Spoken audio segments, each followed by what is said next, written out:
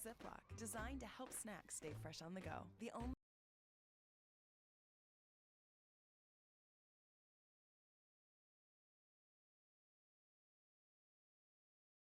And then the world just...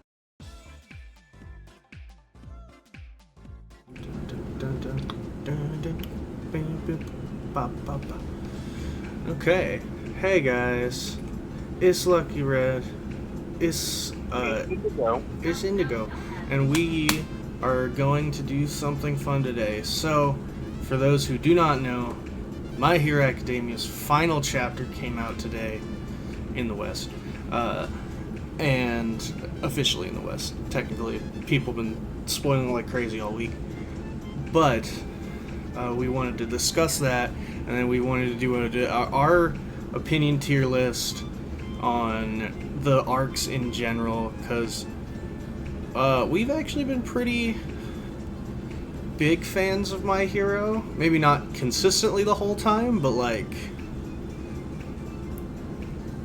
But like, we've at least followed it the whole time. Oh yeah. I mean, I've been keeping up with My Hero week to week for years now. Yeah, it's been a... There was a short period where I stopped reading it and started watching it, and then went back to reading it because I was getting too into it, and I wanted to keep going. And then I just stuck with both. Basically, I do both now because I like the series a lot.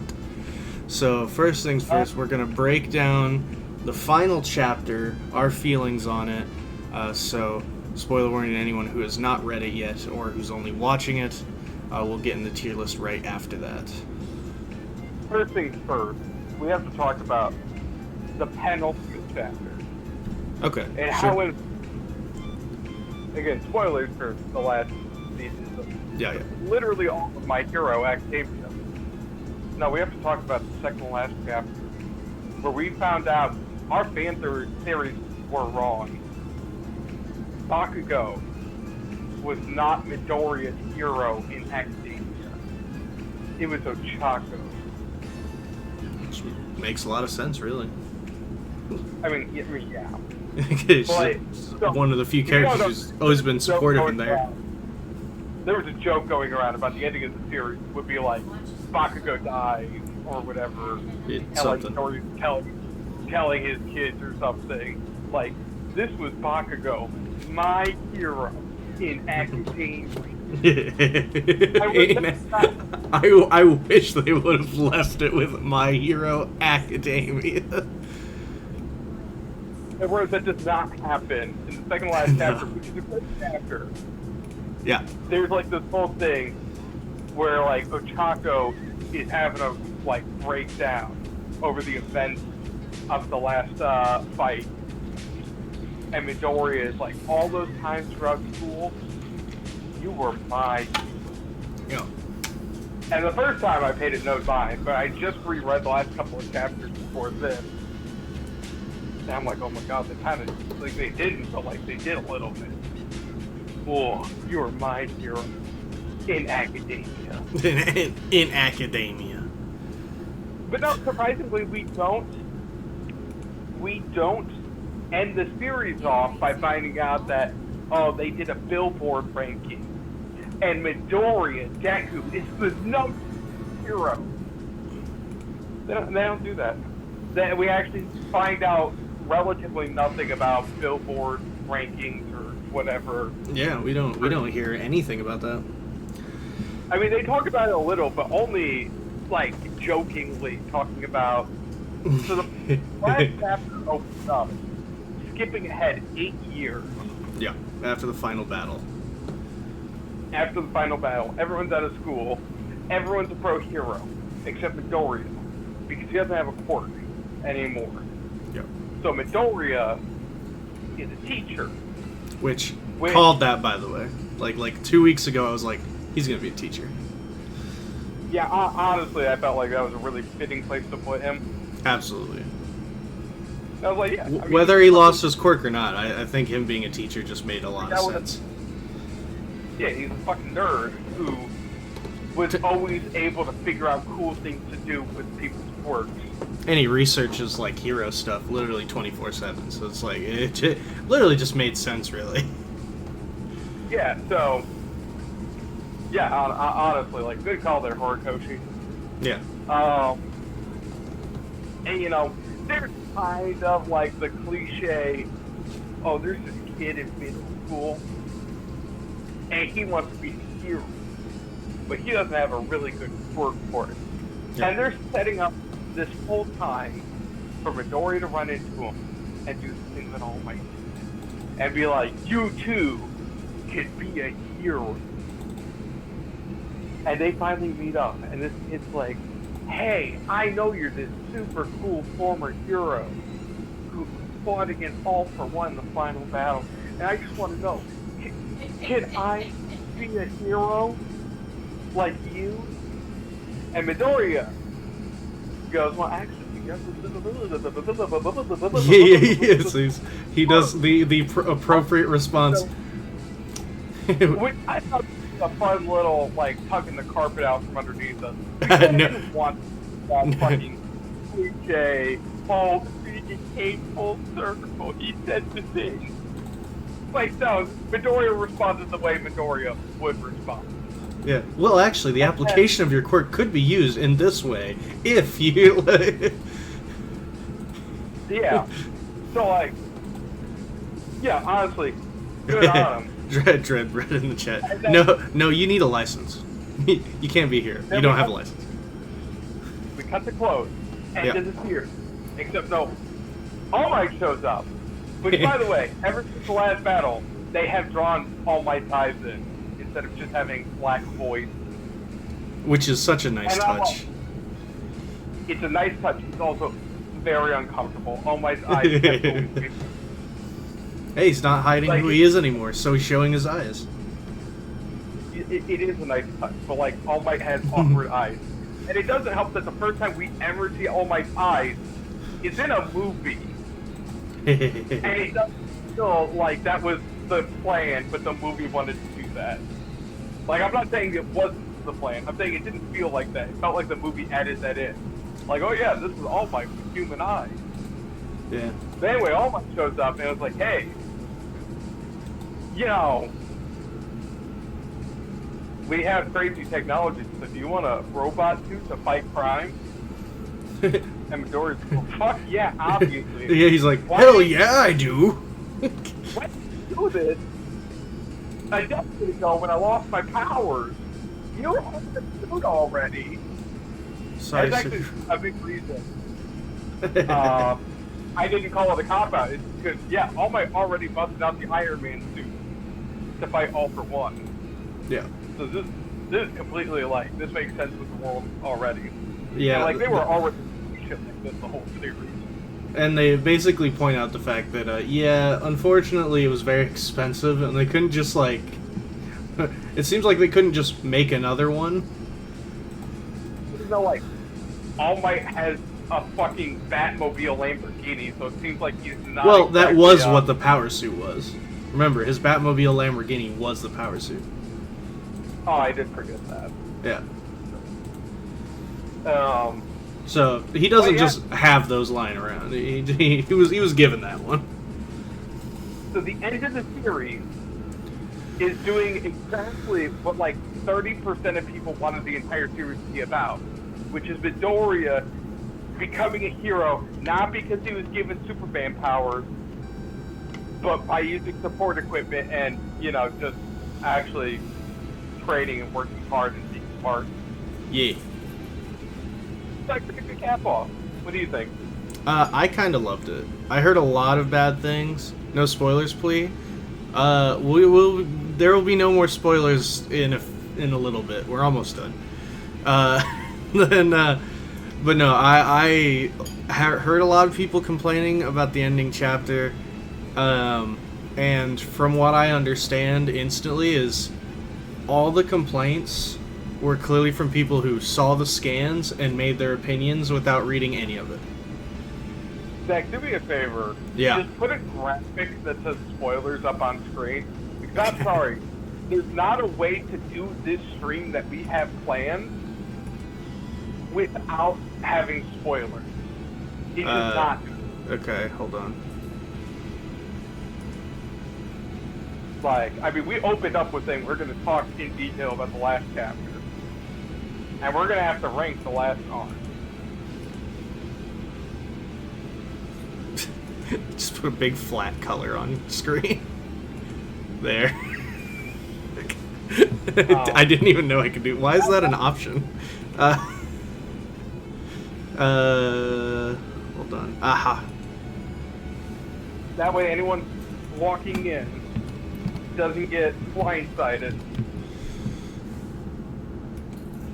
We're gonna use this Doesn't font. get blindsided and accidentally have the whole of the end of the story spoiled for him.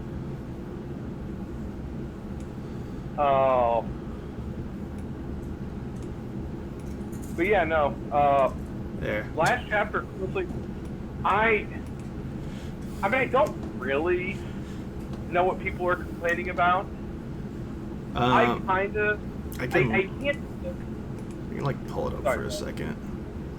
Or at least a few things. I can kind of see the ending where Midoriya gets his power suit and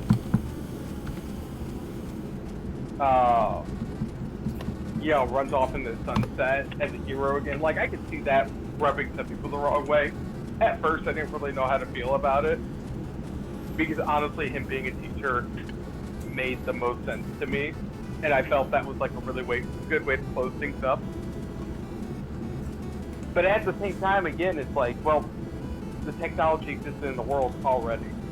Yeah, and apparently they've gotten more like it's become crazier since then. Yeah, so like the idea that Midori would just be like, no, it doesn't matter what support gear or fucking Iron Man suits are available. I'll just have to become a teacher and give up being a hero. Okay, so here's so this is one heavy criticism. It kills me that Deku's being lonely those 8 years was so wrong. Hori directly contradicted himself there, and it's OOC for all of his classmates to not visit him as much as possible. It's so mean-spirited to Deku for no reason. He did not deserve this. They never implied that that's the case. No, it's very, again, like I'm saying, if you actually read it, it's very clear. My Hero is a very realistic story, and yeah, when you start working, yeah, it's really hard to get in touch with your friends, especially ones from high school. Speaking of two people who, I guess we weren't friends in high school, but we definitely knew each other in high school. Yeah. Oh.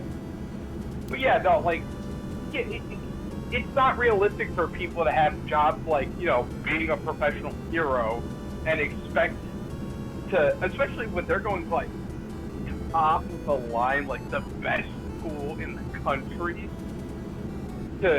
oh, we're all going to stay in the same town and see each other all the time. Like, that's not realistic. Oh, and of course other people complaining that they didn't put Midoriya and Ochako together, which again, not really important. But she does wear his face mask as part, like she wears a version, her new mask is like his face mask, which I thought was a nice touch. It's subtle. It's subtle. Yeah. And someone complaining about not seeing Deku's dad. It was like, Horikoshi even brought up the fact that I don't really plan to bring his dad in just because he's not important.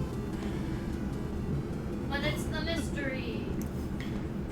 My minimum wage academia. I mean, that part's just true, but hey, that's how it be sometimes. Yeah, so Morgan, for a bit of context here, she's not listening in on the chat for anyone confused. So Morgan, I guess one of the biggest criticisms is some people are saying it's ridiculous that Horikoshi would write it where Midoriya's friends from Class 1A wouldn't come and visit him all the time after school and stuff, after all the impact that he made and, how good of a friend he was. But he doesn't suggest that they don't see each other. No, in fact, he just says that they aren't able to see each other as often because they're so busy.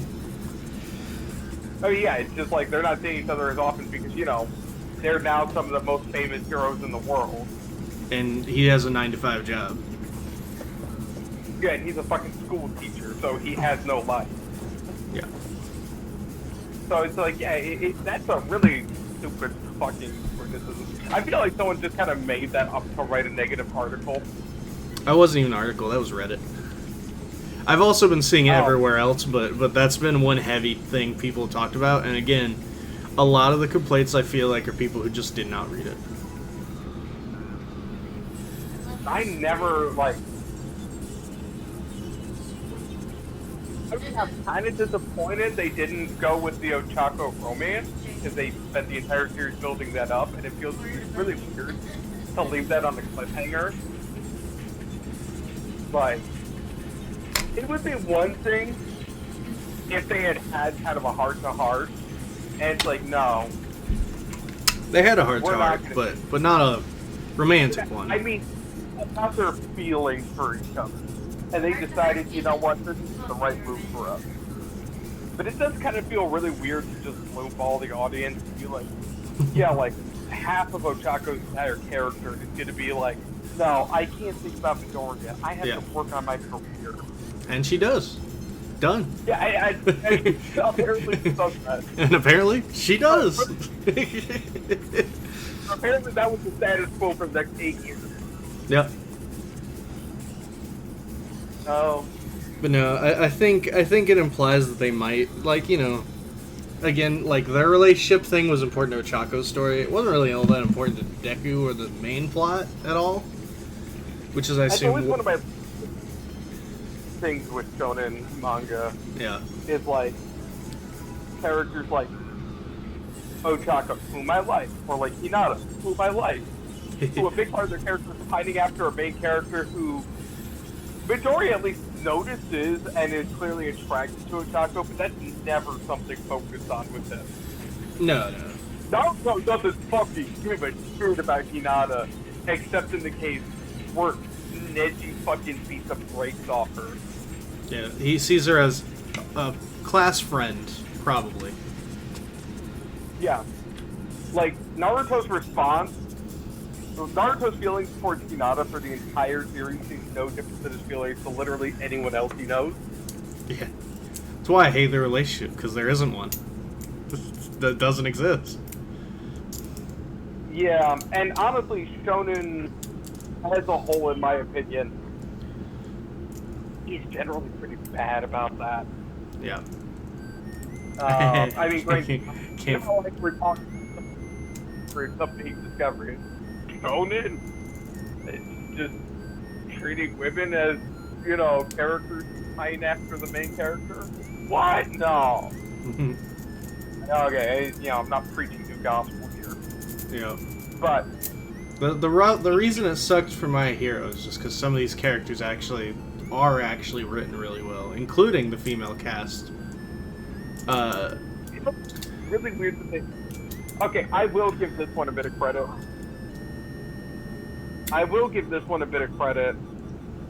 Where it is weird considering, like, the whole thing with Toga and Ochako. Maybe I need to reread it. But it felt like the whole thing with Toga and Ochako was, like, you know, about love and all that. And, like, you know, how Toga and Ochako were both attracted to the same person. I think that was just a way for them to get to talk to each other, but I think it was more of a case that, like, I guess, you know, in a way that, like, girlfriends would talk about their, people they think is cute in their school, like, in their class and stuff. So I think the implication was more their friendship, and it was built on something they actually did have in common. Fair, but again, it feels weird that they would bring that up multiple times and not go anywhere with it. And so, you know, I also thought it was a nice touch that Ochako started a group to give awareness to people with more aggressive quirks like Toga's, so they could become heroes still. Nice touch. Yeah, no, like, a lot of, like, I like the send-off for a lot of things. I also do appreciate that, for the most part, like, Also, everybody got sick new costumes. Made me very happy. For the most part, everyone kind of got realistic career trajectories after school. Like, okay, Todoroki and Bakugo are topping the charts, they're high up there. But that was a gift. They were talking about the entire series about even if they were compared to pro heroes, they'd be outpacing a lot of them. But Ochako's working on advocacy for these things. It's like, okay, but that's a realistic thing. It's not like, all these people are like CEOs of a bunch of shit. Yeah. Like, well, except for Mei Hatsume. Because hell yeah, she's best girl. Yeah, but like Hatsume, again, we're she tried to do that. Genius. That was just bound to happen. Also, day one, like that was the first thing she tried to do was tried to court people to sign her to their companies so she could sell her products and stuff. But like, it was great. No, I think it's fucking. My point being is we didn't have a Digimon epilogue. Yeah. Where Janetta became an astronaut. And the Adventure 02 ending. Yeah, Kaminari opened a ramen stand or something. Okay, I did love the fact that Bakugo's losing popularity points because he keeps chewing out people who want to take his picture. Oh, absolutely. And I'm like, cool, that's something character. Also bringing up that freaking Lemillion is like considered one of the #1 heroes. Also beautiful. As he should be. And Did you say again, beautiful? Yeah. We were told about that man. Yeah, Because right. it should be, because Lemillion is probably the goatest of superheroes. I mean, yeah, we were talking about from his introduction that like he was even in high school a contender for the new #1 hero. Okay, but before we move into tier list, Horikoshi regularly tweets often with new sketches, usually about what he's about to talk about. And he did a really cool sketch of Deku that he put out today. I looked at it and was expecting something like about the final chapter or what have you. I translated it and it said, "The My Hero Academia anime was on yesterday evening from 5:30 p.m. I overslept." That's what he was talking about. What a great guy. I fucking love Horikoshi. I follow him on X because all those posts are great. No, don't call it X. Call it Twitter. But that's what it's called. It's X. No, see, I call it X because I like the fact that people hate that. No. I want to call it Twitter. because Apparently, apparently Elon that's Musk has actually been getting mad that people keep calling it Twitter and not X. That's awesome. That's so good.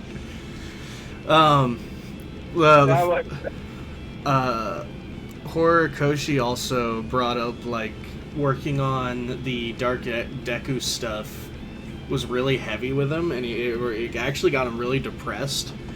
Which is hence why when he came back, the first thing he did was had him go repair his gear and have Mei Hatsume's tits fly in his face because he wanted to do something funny to lighten the mood because he was so depressed at the time. That's fair. Yeah, so that's why I did a Mei Hatsume sketch for that episode. Okay, I do have one complaint though. Okay. Why did Yaoyorozu have more clothes on now that she's an adult? Why did she have I'm more not saying- clothes on? Should she have less? No, my point is, like, it feels like her adult costume is less sexualized than her child costume. Yeah, because she's a teenager. Have you met teenagers? No. No. Forget what it's like to be. Also, her tits, for whatever reason, are like 3 times bigger. No, I surprisingly didn't notice. Um, Here's the picture I'm thinking of is specifically where she's talking to Ochako, Crappie, and Ingenium. Yeah, yep. And there, yeah, that's not really a great tool for noticing anything like that. There's actually one final thing also. So, I actually want to bring this up on screen.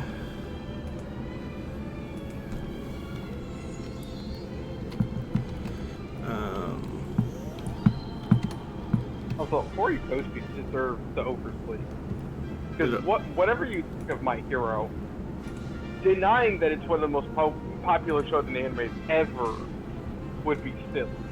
And just getting into that ball, you know, getting into that club. I feel like a blown up version of this picture. He deserved that.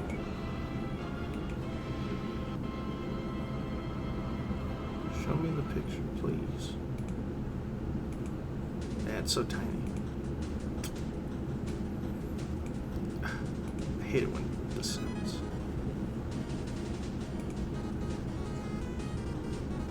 This is really the only picture I can find of it.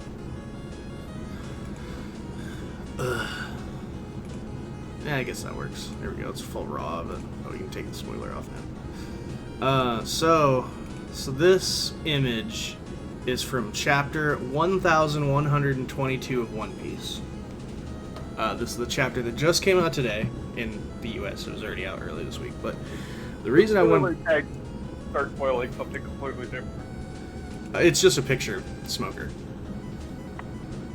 That picture. Okay. So, yeah, there's no spoilers here. Other than the fact that I guess it's chapter 1122. So this picture is really important because this picture was sent in and asked by a fan to... So a fan drew this picture and asked Oda to redraw it. This was submitted 22 years ago. This image was sent in 22 years ago and had to be redrawn by Oda, which he finally did and put it in One Piece today because that kid who sent it in 22 years ago in Japan was Kohei Horikoshi, the creator of My Hero Academia. So on the final chapter's release, he actually finally redrew Horikoshi's drawing of Smoker that he sent in when he was a kid. Wait. Okay, that's pretty awesome. I didn't know that. Yeah. It's not. What? Yeah, the most recent chapter of One Piece's cover is actually is Oda's redrawing of a drawing Horikoshi sent in 22 years ago because he was such a fan of One Piece. Give me a second. I'm going to tumble into that. He's 37. Yeah. So he would have been 15 at the time. Oh yeah, no, he's young. If you didn't... I didn't know that. Yeah, Kohei Horikoshi is young, by the Why do you way. think all these freaking manga authors are freaking old? Well, some of the ones that are old, but Horikoshi is not one of them. Horikoshi is only 37. Yeah, he would have been 15 at the time, and yeah, so when I saw that, it made me so happy because I thought that was so cool for Oda to do that for the finales, the final chapter's release is awesome. It made me very, very happy.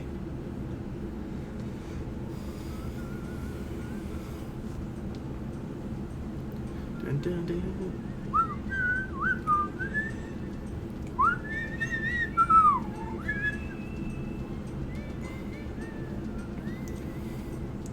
Okay, I'm back. Okay.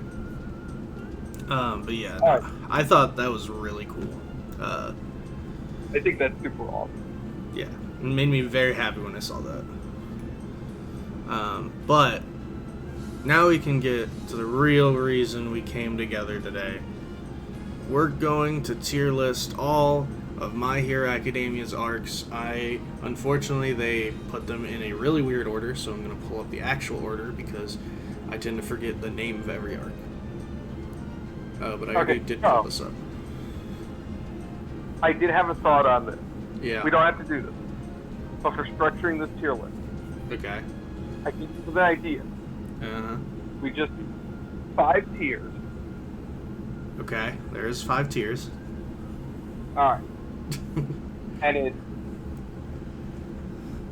You want to change their names? Yeah. Okay. Why? Because I want to categorize things properly. Yeah. And we're probably not going to use the bottom tier one. But it's like, my thought is bad, like just bad. Yeah. And then Bundle. There are 15 new jobs added to meh, every second. So how do you... or something like, where it's, We'll probably use that one. then okay, good, and great. So it's just okay, it's okay. It's not good, it's not bad necessarily. Good is good, it's just good. Great is great. It doesn't have to be like perfect, but it's great. Mm-hmm. Meh, it's bad, but it's not awful. And bad Bad is just bad. Yeah, it's just not good. Bad. I way we- don't know that anything will be in bad, but there is 2 arcs in particular I don't care for, so it might be there. Yeah, well, there's a couple I don't care for myself, and I will say there's one I don't care for any which way, and there's one that I didn't care. I didn't think much of it in the manga, but watching it in the anime, I really did not care for. Yeah. But yeah, we'll get to that when we get. Alright, so first things first, we gotta, of course, talk about the entrance exam arc. This, of course, is the initial 4 chapters. We get to know Midoriya. They do the slime thing. He starts working out. He eats hair, and then he punches a robot. And then they tell him, "Hey, you saved a girl. You get in." Yeah, it's good. Like I don't actually have much to say beyond that. Oh, it's good. Yeah, it tells us everything we need to know. It gets us endeared to All Might and Deku. And that's really all you need to start a series. Yeah, I think I'd say it's one of the stronger starts to a shonen. Not the strongest I've ever seen, but definitely stronger than some. Like, honestly, I'd say it's a better intro than Dragon Ball or Naruto did. Yeah, Dragon Ball gets a rough one. Naruto's is pretty good. I say Bleach probably caps it, though. Bleach had a really good intro. Bleach, Promised Neverland, both of them have really solid starts. Saitama, or One Punch Man. One Punch Man. Yeah, I'd say My Heroes is good. Yeah, sure. Nothing about it is bad. It's got some standout moments, but overall, it's solid. Now, one people tend to forget is actually an arc. The Quirk Apprehension Test. Who names these? I don't know. It's a good question. This was, of course, the 3 chapters / 2 episodes where Aizawa tells all of Class 1A, one of you, if you get low scores, are going to be kicked out of the school, so do good. And Midoriya's freaking out because his quirk breaks his bones, so he has to think of a way to not break his bones and still pass. And he still Let me isn't. tell you right now, those episodes are solid, but I would say it's only okay as an arc because there's not really a lot going on there. I mean, when he finger flicks a ball, it was very cool. Yeah, Bakugo yells a lot. But like, really, it's just kind of in that weird spot where we're not at the USJ yet, Yeah. and we're not in the beginning of the series yet. So we have to sit in this weird middle spot, or we have to categorize this in a weird middle spot. Mm-hmm. And so, yeah, I would say it's okay. I agree. I do very much agree. Oh. Next, we've got the final of that little section. Where is it? Where is it? 'Cause the battle trial arc. This, of course, is where teams are separated into heroes and villains and have to team up to stop a bomb Oh, yeah, I remember that. within a time limit. This was kind of a chance to get us to know a few more characters, but in all honesty, this was really just a case of Deku and Ochako versus Bakugo and Ida was really, really good, and then everyone else got to do theirs. We're in that building. I Yeah. would say this one's good, but I feel weird that this is considered separate from the arc before. I mean, it is a whole 4 chapters and 3 episodes on its own. Yeah, but the chapter before it is 2 chapters. And 3 episodes, but yes. Or no, it's 3 chapters, 2 episodes. My apologies. So we're talking about a grand total of like 6 chapters here, 7 chapters. Yes. Together, I would say, all right, that's a short arc. Yeah, they're both definitely short. I would say I'd put this one in good. Yeah, But I'll put it bottom of good. Yeah, I hesitate to do that only because it's weirdly split away from the episodes prior to it. Yeah, the quirk apprehension test. It feels like it's still part of that, but it technically isn't. Yeah, it feels like the climax of That that. makes sense. It could be, but technically they're 2 completely different stories. They're just not long ones. Basically like a continuation. It's just more of the same kind of, but told differently. Yes, exactly. Yeah, I would say if they were counted as the same thing, I would. Yeah, if they I were would together, count it. I'd probably be more okay with them being good, but I think apprehension and okay and battle trial and low good is probably a good ideal call. No, I totally forgot you were doing it. Yeah. Well, then we of course finally have the USJ arc, which I'll just be real. I think it's great. Yep, it's great. Where is the USJ? Have a lot of notes there. It's a great arc. Like, Shigaraki's introduction is fantastic. Kirogiri's great. The Nomu is immediately terrifying. Deku gets a huge win in this. We get a bunch of more... everyone actually does something this time. And we actually get to kind of get to know their personalities, like Yayorozu, Jiro... Kaminari, Kirishima. Like, Kirishima and Bakugo basically just hang out the whole time. It's great. And then we get Sue and Deku and Mineta who get a big win. There's a lot of great stuff in there. And then we get, of course, All Might, who... Yeah, we have like one of the best fight scenes in the show. And the fact that All Might doesn't just, like, win it, he needs, like, the young hero's help and everything, I think is also really cool. It basically doesn't... It's a way to have the heroes, like, the main characters get saved by, a stronger character, but not take anything away from them. Yeah. Because All Might almost just gets murked during that fight. Yep. And this was, of course, 10 chapters and 5 episodes. Yeah, and it's honestly a nail biter. Yeah. And everyone plays their roles really well. Having Ida, like, escape, but feeling like he shouldn't because he wants to be by his allies and everything. But they're like, you're the only one who can get there fast enough, is really good. Yeah, I think the only criticism I could level at it, and this is a lot of hindsight, is that only a handful of characters really seem to grasp the severity of the situation, and there's a lot of time, like, what comes to mind immediately is, like, Yayorozu, Jiro, and Kaminari, who kind of feels like, oh no, what do we do? Yeah. Like, it doesn't feel super tense for them. But, like, that's like, stretching it. That's like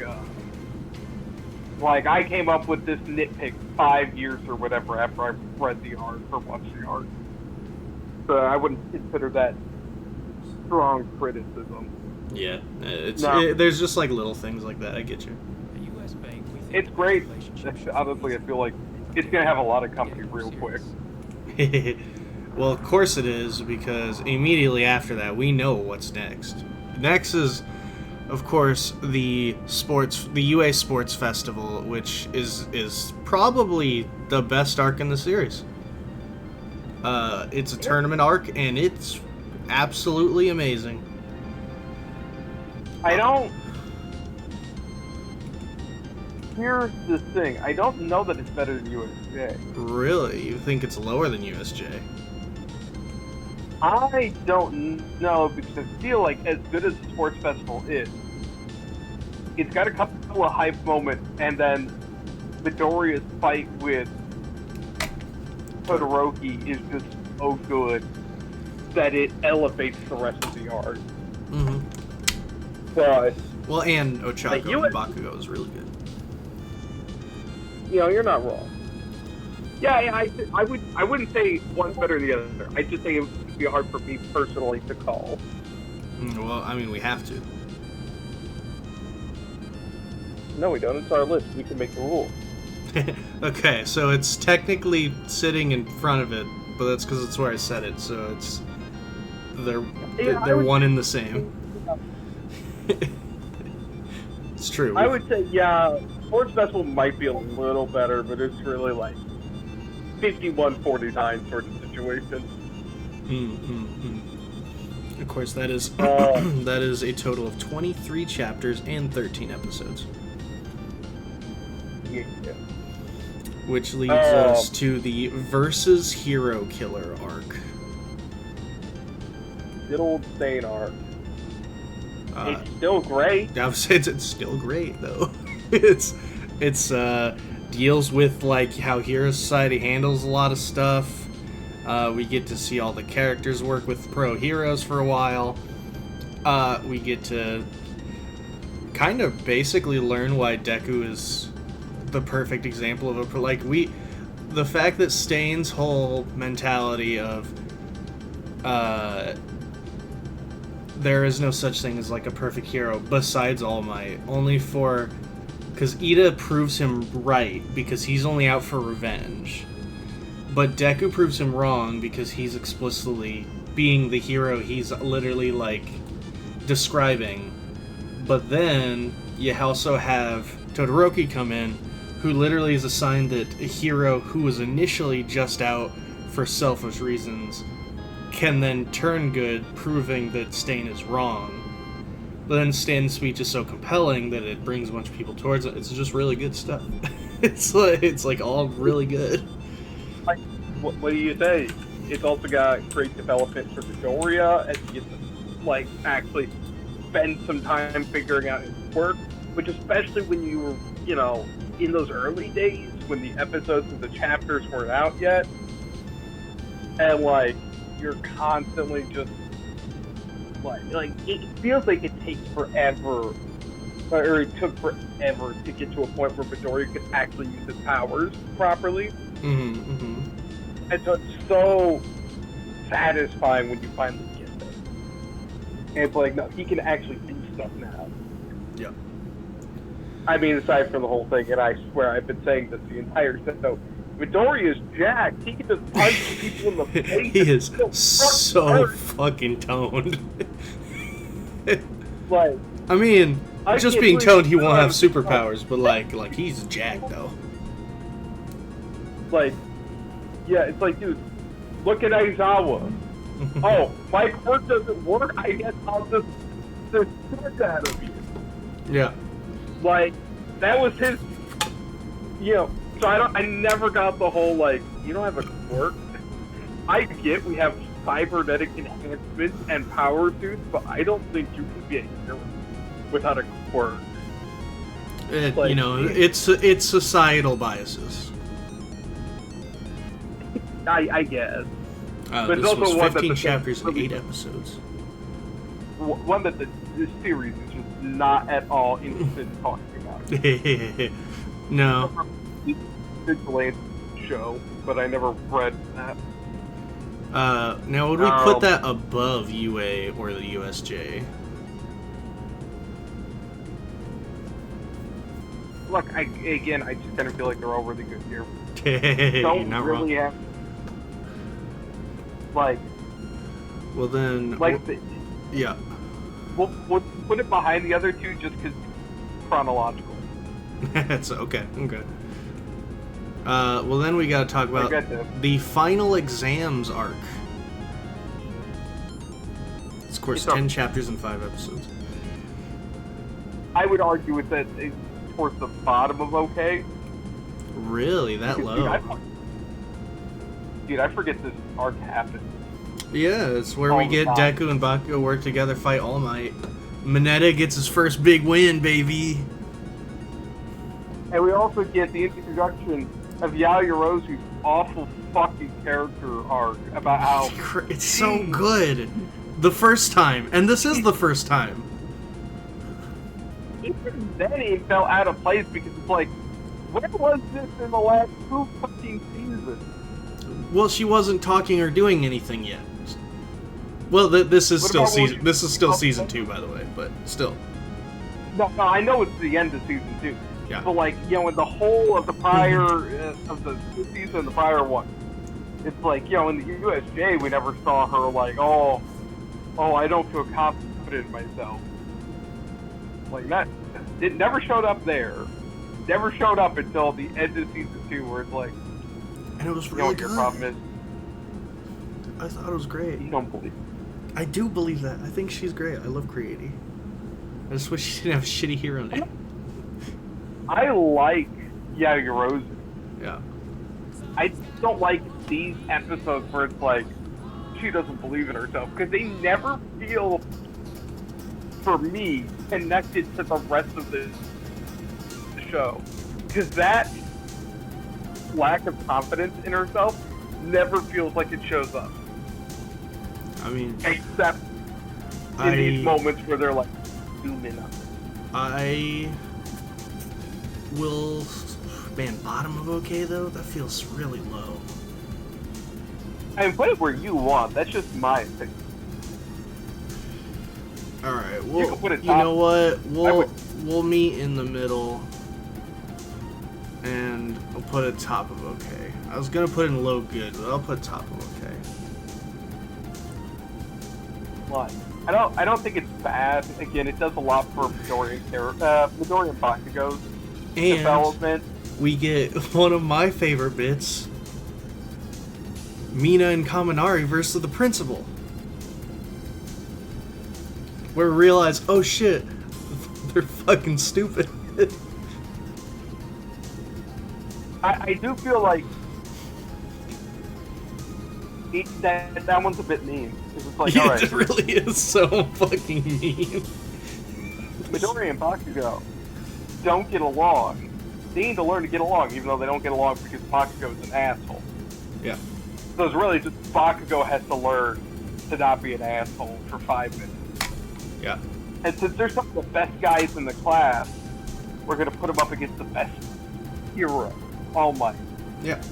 It's like, okay, but like, it's really about them like working together and escaping. Like, there's a line to victory. They picked the openest to go up against a rat whose superpower is they're a super genius. Yeah, because they're just a normal rat, but they're so smart that they're above human intelligence. Fucking great. I just love that so much. I feel like they put like All Might was never gonna like kill Bakugo and Midoriya. And I'm not saying that Hey, fucking the he principal fucks him up, though. He does. Hey, But, Cement Toss fought Sugar Man and Red Riot. And they got really... That one again. They got tired. I don't know what they were supposed to do in that situation. Some of these felt like, alright, these are great talents, and some of these felt like, we're gonna put you up against someone you pretty much don't have a chance of winning. Yep. Like, why can't Kaminari that dirty? Or, that dirty. I say they did And do Kaminari. Kaminari. I would say they did do Kaminari that day. Well, after that, we have the Forest Training Camp arc. This is where... It's good. I might put it in great. I feel like personally I put it good or bottom of great. Yeah, I feel like bottom of great is a good spot too, because I like a lot of what happens there. It's one of the few times everyone gets to do more. They actually all get to do hero stuff. Hell, we get freaking we freaking get Tetsu and freaking Kendo take down the evil villain Mustard. At least they didn't shorten his name to Hard. Oh, like in Dragon Ball? Like in Dragon Ball? It's short for mustard.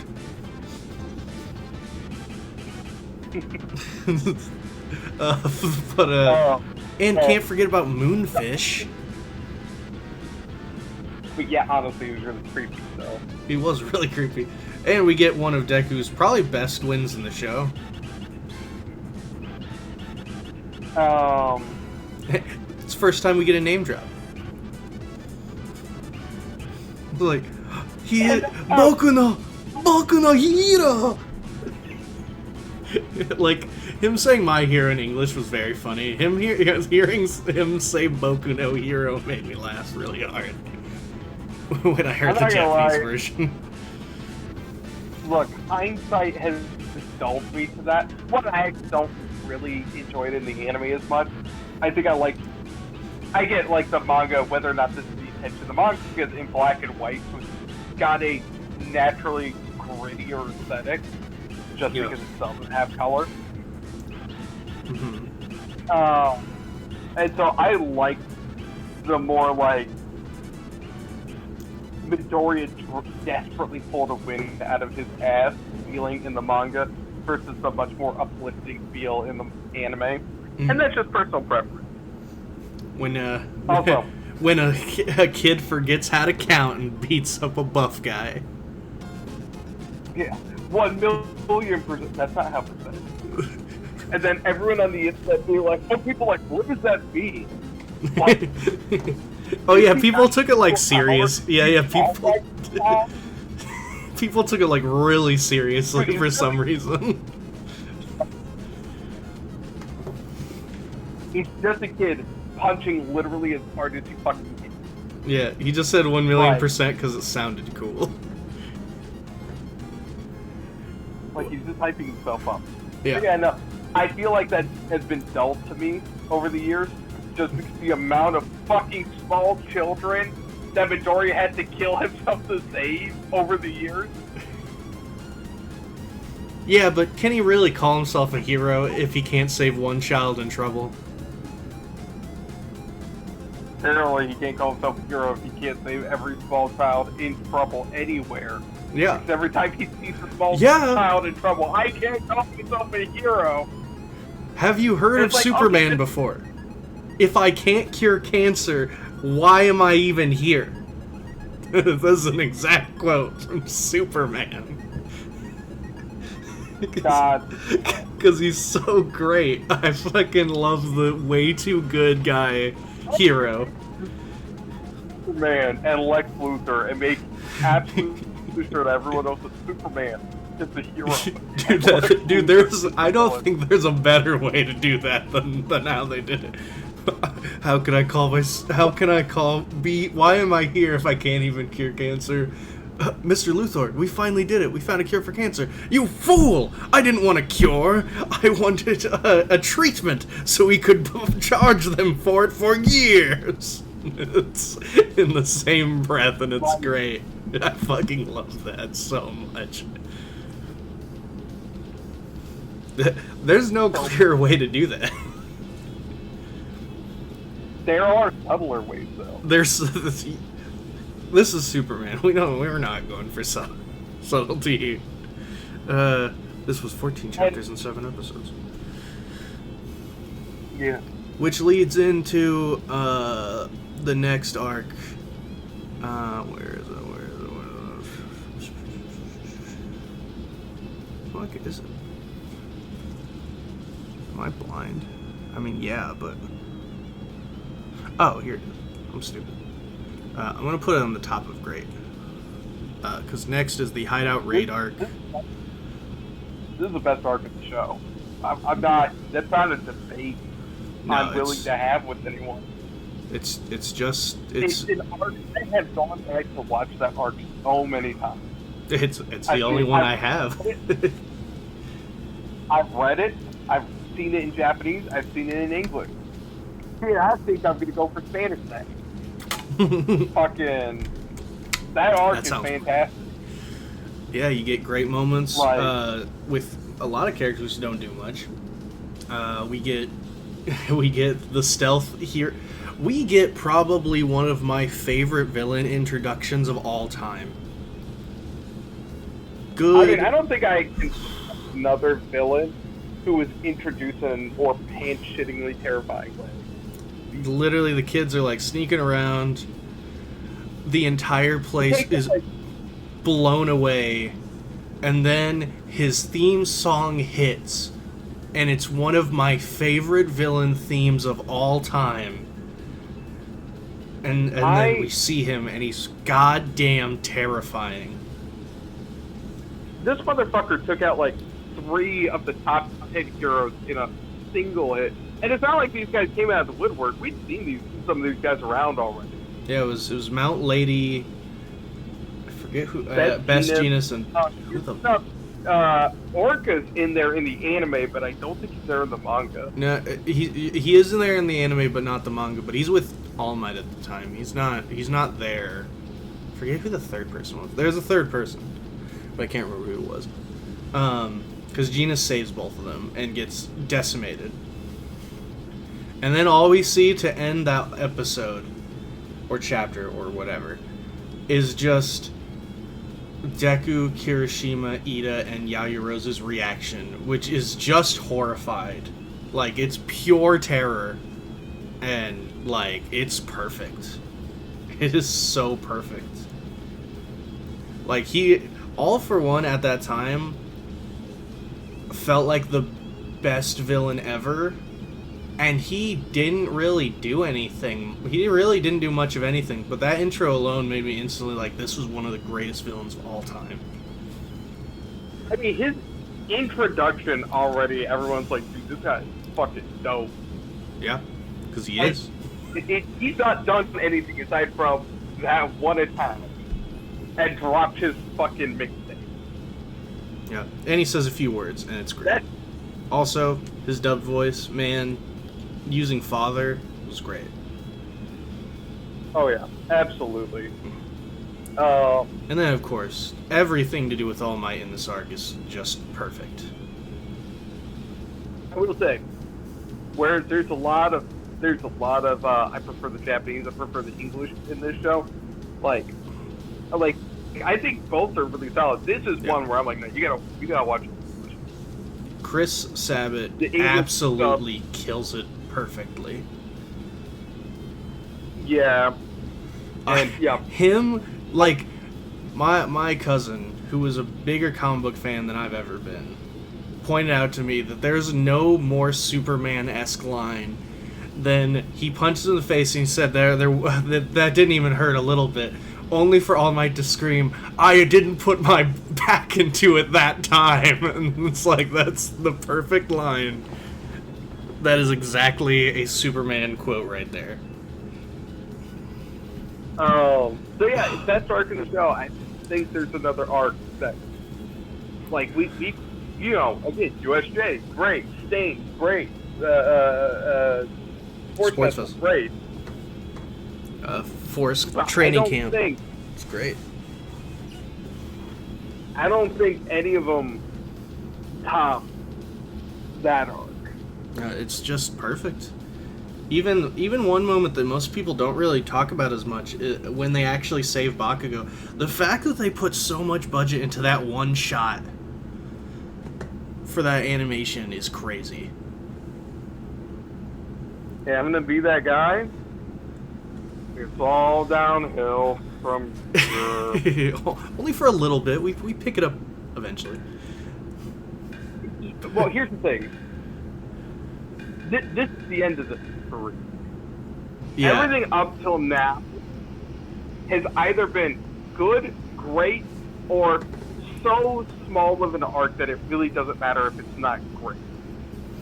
So next we've got the provisional hero license exam arc. The Provisional Hero License Exam Arc.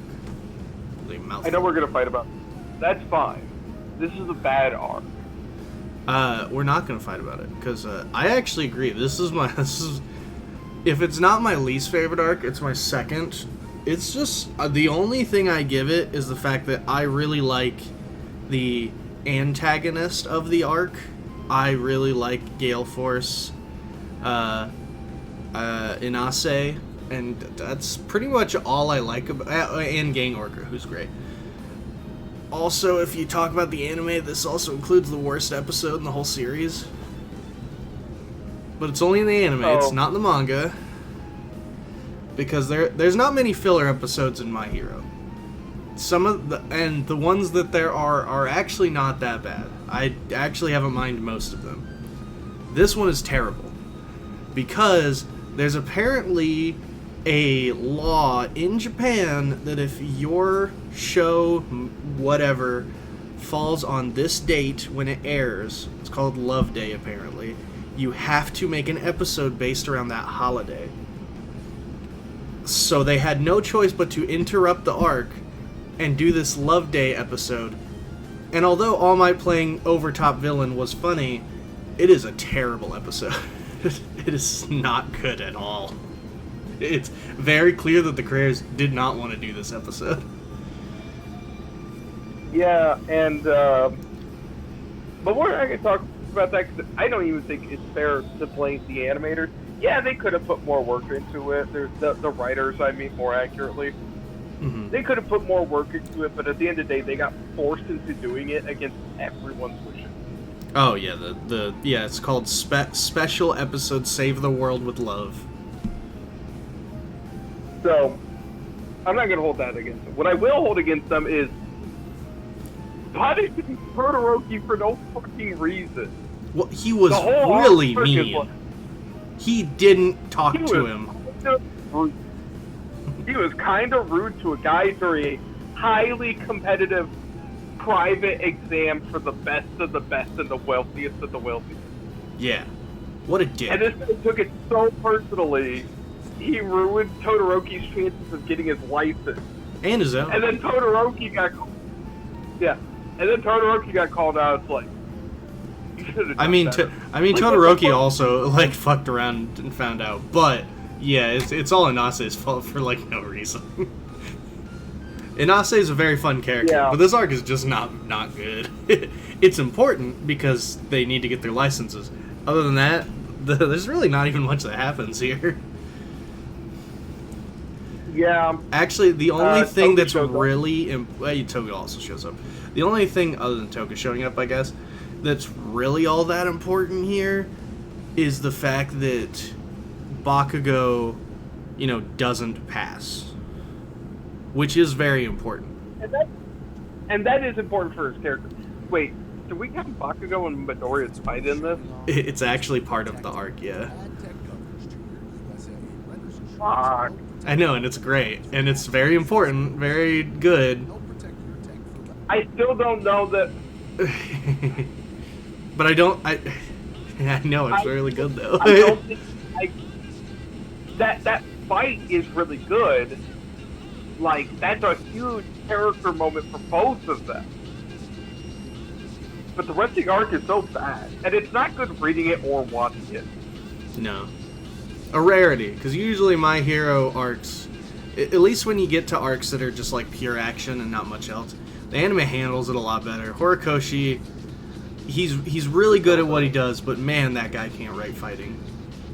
He can't draw fights. It's more his displaying of a fight, like his handling and stuff. His writing's great. But his writing's great, art's great. It comes down to the structure of his pages, makes it really hard to fucking follow what's going on. Yeah. So, no blight against him, but that is probably my biggest complaint to My Hero is fight scenes can be pretty bad because he's just not good at it. But the emotion's there, which is why some of them still work anyway. But this one doesn't, because the emotions aren't good. until we get to Bakugo and Deku at the very end of when the arc is essentially done. Here's the thing, for anyone who cares, if we were strictly talking about Bakugo and Midoriya's fight, this would be up in the great area. Yeah, because that although it is only like one episode, it's one in like a half episodes. It is it is insanely good, but the rest of the arc is not. So it really falls down. It is a testament that I consider putting it in meh just for that fight, but we'll keep it in bad because it's still not very good. The reason I want to keep it in bad is because the fight still feels very devoid or very detached from the rest of the arc. Yeah, and so it adds nothing to the arc anyway. The only reason it's attached to the arc is because it wouldn't happen without that arc. Because Bakugo is so miffed about this is one of the clearest moments of Deku having visual representation that he beat Bakugo 100% this time. Midoriya lost. No, in the fight. No, I meant before. Why he fights him is the arc. Yeah. You're right, in the fight itself, but the licensing part. The stupid fucking problem is because we spent the whole arc following Inase's fucking dick measuring contest with Todoroki, who doesn't want any of it, but he follows him around to just be a bastard. And Todoroki ends up basically getting taken out with him. And then Todoroki's like, yeah, I could have done better. It's like, what the fuck are you talking about? You did nothing wrong. And then the important thing, which was Bakugo's asshole-ish tendencies causing him to fail his license exam, that's just told to us. We see very little of it. Yeah, well, other than him actually being a dick to people he's supposed to be saving. But yeah, we're basically told his emotion in that. One instance of that where he's like screaming at people. Yeah. Like we don't follow. Like we should have followed Midoriya and Bakugo through the exam and see how they did things differently, and why Midoriya was in a better spot. I'm saying we do, but we just see that. It's Todoroki. Yeah, I would say it's not the focus of the arc though. Todoroki, he needs to learn a lesson here too, because he's one of the big three, even though he's not. I'm sorry. No. Like, his family's really interesting.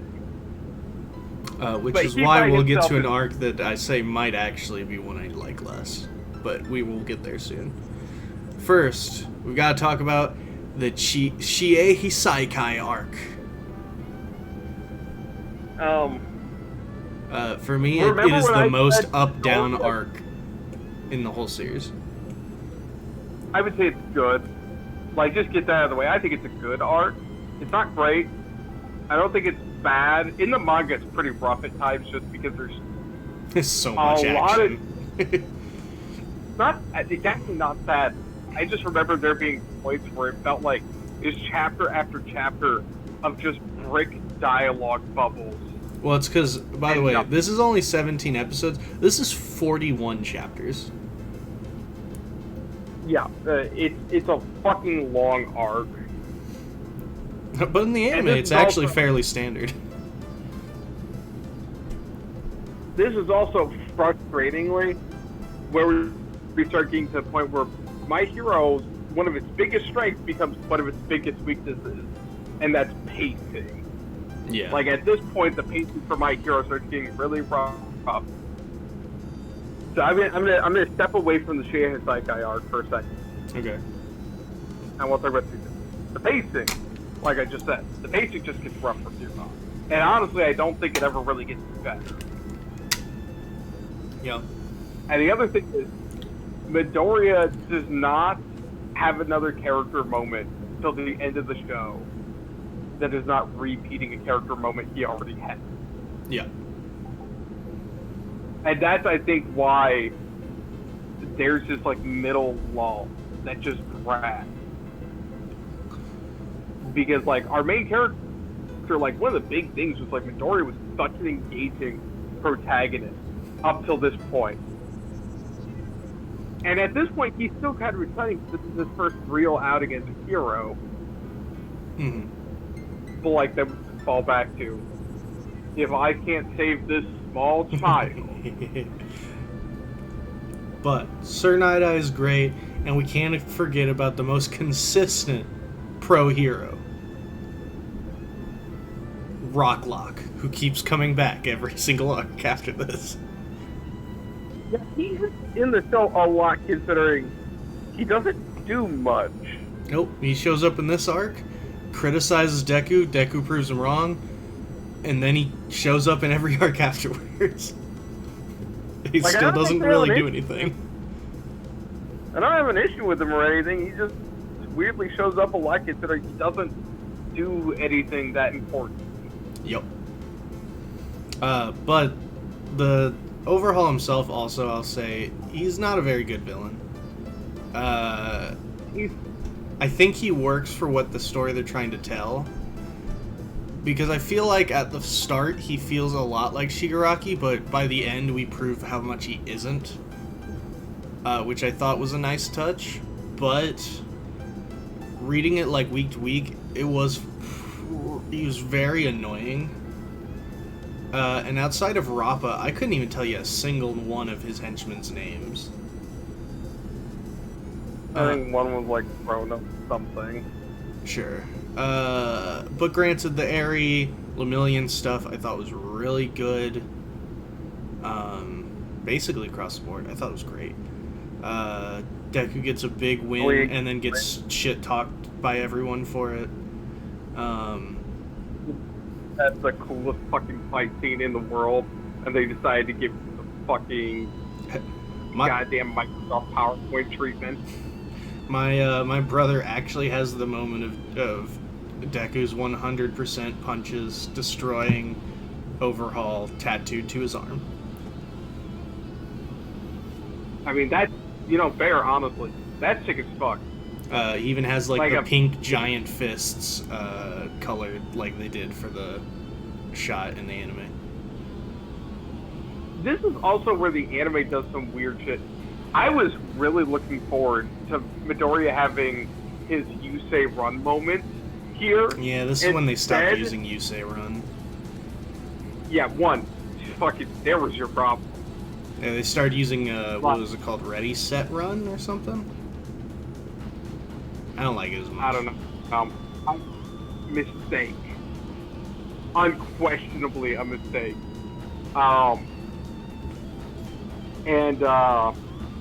They go for this much more like sinister, like, oh, this is the world-shaking power that Midoriya will someday have, which is cool in its own right, honestly. Yeah, it is. But not what I imagined when I first read the art. Yeah, when he goes Super Saiyan 2, yeah. Yeah. With a little girl tied to his back. Yeah. Don't know how that worked out. Worked out just fine. Like, I don't know how...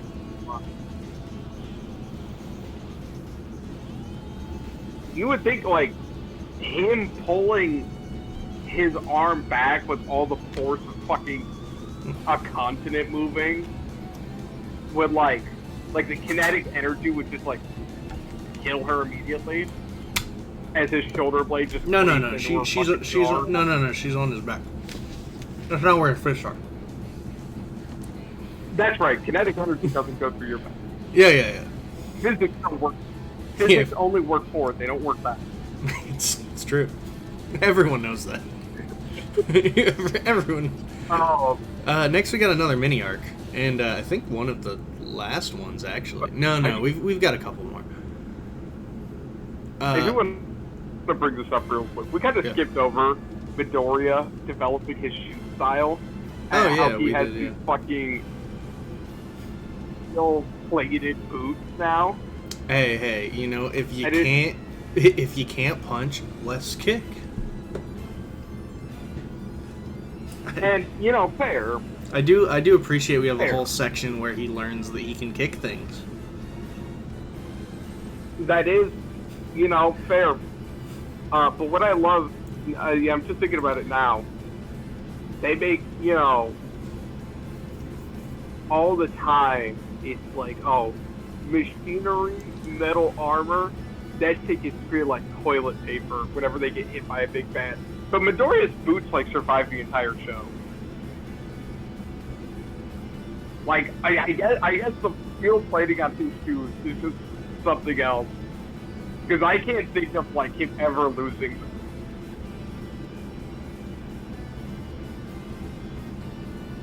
You there? Yeah, I got you. Yeah, like, even when he's doing his whole, Dark Deku bit, yeah, no, his steel-plated shoes are still there and just fine. Like, they're beat up a little bit.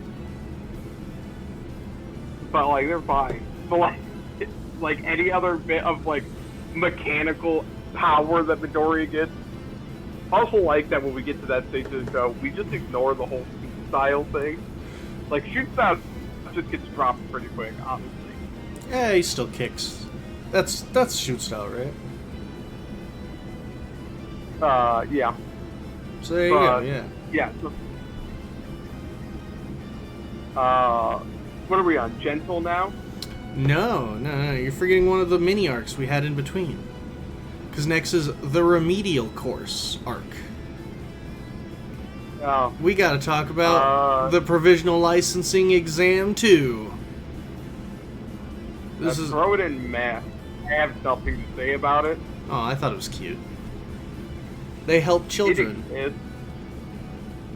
It's fine in the anime and honestly really boring in the manga. Little girls get jealous of Cammy's hot bod.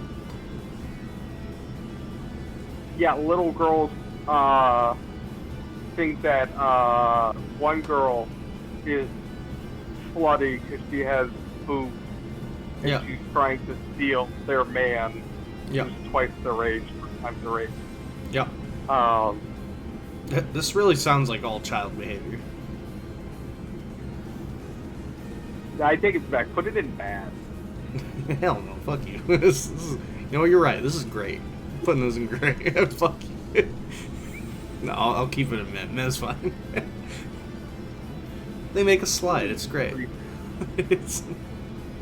Alright, so next is Gentle. Yeah, next is the UA School Festival arc. And it's very fun. Yeah, I'd say I'd put it in the bottom of good myself. In the manga, I actually like this arc a lot. Watching in the anime, for some reason, I did not care for it nearly as much. I mostly loved it in the anime just because the song they made actually for that scene was great. That's fair. I don't know. Maybe I was kind of getting burnt out on the My Hero anime. I was also getting kind of really irritated with, like, a lot of the artistic choices they had been making. Like, I always imagined, like, the Shie Saikai, like, hideout raid was going to be pretty dark and grim. It was like, I don't know, it's a bright sunny day, it's well lit everywhere inside, like it's not that bad. Mm-hmm. And, like, it kind of irritated me because I felt like the visuals were just not matching what was happening narratively, and not in like the contrast between the sunny day and the awful shit that's happening. It just felt like the animation was kind of tone deaf. I'm sorry, this is getting to a part of the anime specifically where I'm like, you guys are making decisions I don't understand. As far as I know, in this case, part of it is the director was getting torn between projects because I think he was also directing the movies. And I so think he wasn't able to this is also when Mob was running too. Oh, was that team working on Mob? I think so. I know it was still Bones, but I don't know if it was the same team. Oh. But yeah. Now, this arc doesn't look bad or anything. It's just a question of, like, the visuals seem a little off. No, we'll get around to things looking bad. Mark my word. You mean like the Pro Hero Yeah, no. arc?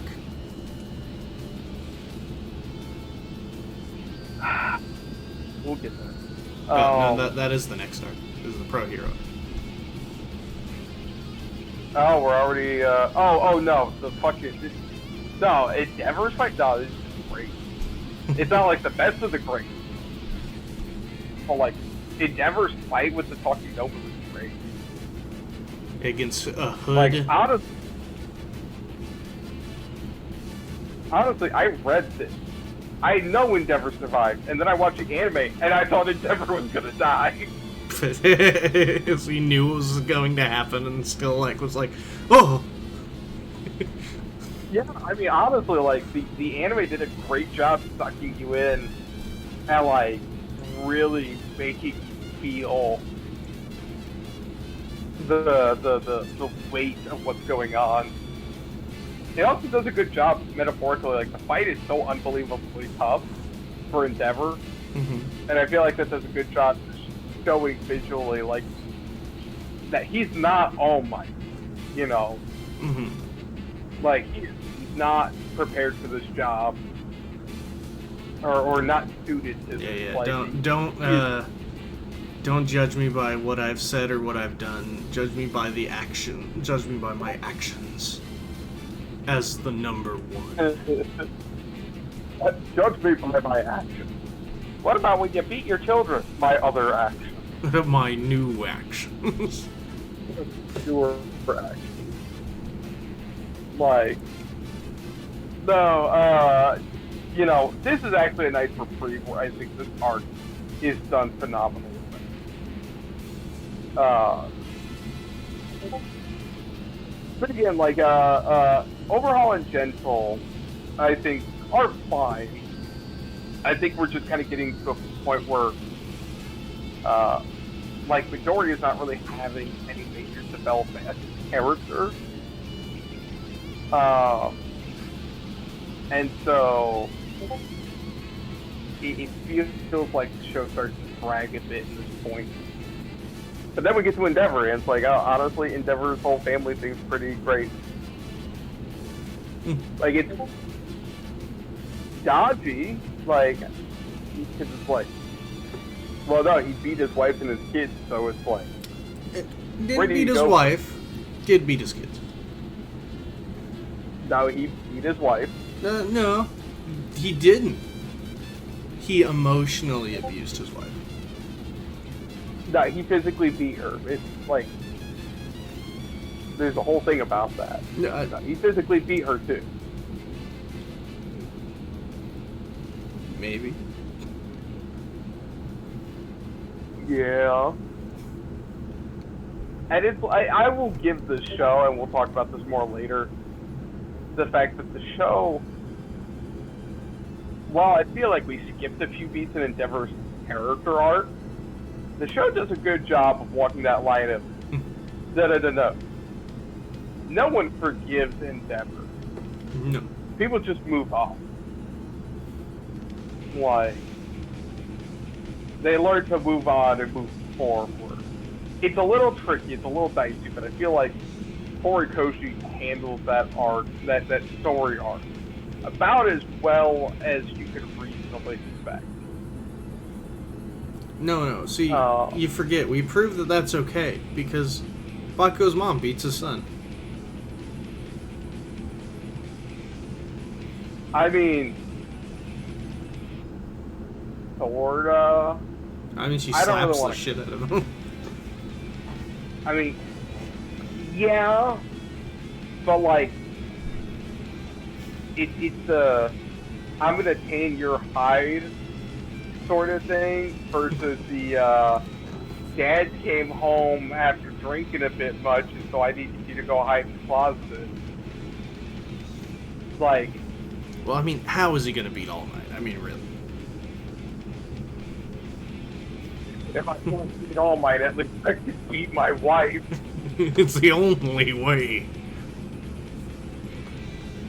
No, God, Cam is just passed out on me. He's done. But our next arc's very different. Because this is an arc that I did not like in the manga, but I thought was really good in the anime. It was very fun. The joint training arc. This is, of course, when Class 1A and Class 1B beat the hell out of each other. For reasons. Because school, I guess. I mean, yeah, just testing out their abilities on each other, and yeah, it's pretty good. In the anime, in the manga, it's pretty boring. Runs at time to figure out what's going on, and yeah, there's no character through line. It's just action. Yeah. Like, okay, we get to see Todoroki is just increasingly less strong. That's interesting, as like he gets introduced as this monster who can do anything, and now it's like, oh, he's good even without his quirk, and then like, turns out, he ain't shit without his quirk. no. Oh, you can run through my fire. Oh, I guess I'll die. Yeah, well, I guess I lose, huh? Hey, yeah. But you've always loved pointing it out, the fact that in one scene, also, man, they went hard with Ida in those, they went so hard with Ida's animation in those scenes, to the point where he kicks the young hero Mudman so hard, he gets more frames of animation in his head. Yeah, like, Ida was the MVP of this arc in the anime. And he only gets a draw. Right. Yeah, but he's also the only reason it was a draw, because again, Todoroki, I don't know why, in the entrance exam, he could do, or not in the entrance exam, in the sports festival, he was unstoppable. Yeah, until he got stopped. I mean, because he lost. He won every fight he tried in. Yeah. He beat every one of his competitors except one, or except two, while only using half his power. Yeah. And he could have Bakugo. He literally just gave up. Yeah, because he was mentally broken. Yeah, he's puckered. He's just tuckered out. Mm-hmm. So yeah, but he becomes this like ongoing thing where it's like, oh, if he could get past this incredible quirk, he kind of sucks. It's like, oh, we're just 180ing that whole thing about how he's not just got an amazing quirk, but he's intelligent and a great fighter. We're just gonna 180 that. If he can't fireball you out of existence, yeah, then he ain't shit. Suck. He's also, and then in that arc we also got the story MVP is Bakugo, who freaking got the only clean sweep. Yeah. Improved. Midoriya finds out he has actually a good guy, deep down. Yeah. We find out Midoriya has extra quirks, which I still don't know that was a good decision overall. Thought it was cool. And it leads to some cool shit. Here's the thing. It let him be Spider-Man. And let's be real, Horikoshi loves Spider-Man. Yeah, and, honestly, fair. Yeah, he's pretty great.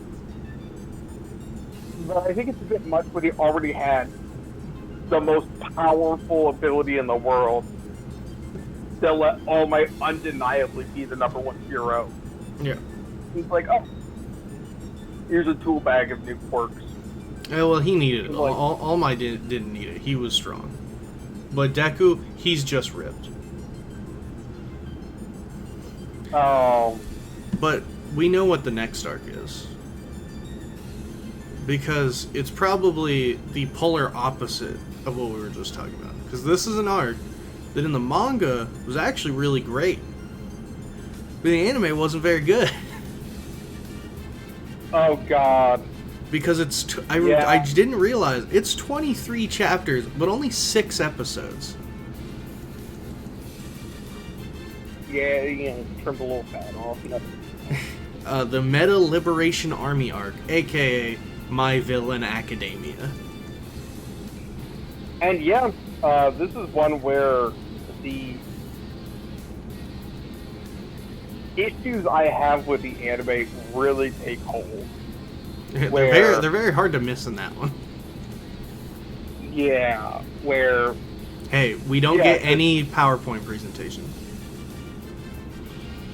No, and we have a couple of crisp areas of animation.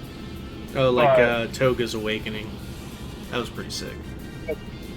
Again, the whole visual tone of the arc in the anime feels off because, again, it's just this bright, sunny, happy day outside. Yeah. And not, again, in a way that makes you feel like, oh, it's an intentional artistic choice to contrast the But in the manga, the Horikoshi goes really hard with the edges on his drawings for the characters. Yeah, in the manga, it's rough. It's I mean, it's edgy, and it needed to be. It was aggressive. It was visceral. This is taking control of an entire army of villains. For me, I think I'm gonna put it in okay, because I think the manga version's so good, and it's just the anime version isn't. So I think it still is okay. I was just very disappointed in the anime. Primary, I would say it's okay. It's okay. I would say my really only complaint is the anime's depiction of it. I think the story is still great. I think the character moments are really good. The fact that this is one of the only times I can think of in Major Shonen where we get a whole arc following the villains and their actual development as if they were the main characters, like the main shonen heroes of the story, which is pretty great. Alright, Zach. Yeah. Are we up against what I think we're up against? we're up against my least favorite arc in this series. The hero licensing, as I said, it's probably actually the worst. But I like Inase enough to where I at least have fun with the arc of bits. The next one is the Endeavor Agency arc. I do not like this arc. It's 12 chapters. God, it's also 6 episodes. Why did Villain get 6 episodes? Why did this need 6 episodes? What the fuck? Endeavor Agency is... My only complaint is it is a nothing arc. It's fairly... it's not long, because it is only 12 chapters, 6 episodes. But it feels very long. Because there's not much going on. It's really just the Endeavor family drama, which is good a little bit. And then their training is fine, I guess. We get Deku learning how to use Black Whip, which is fine. Bakugo realizes, oh, I can explode more to make me go faster. And then Todoroki realizes, oh, if I make ice and point fire the opposite direction, I'll go farther away. So here's the thing. Yeah. Once again, Midori has not had any character development in I don't know how long.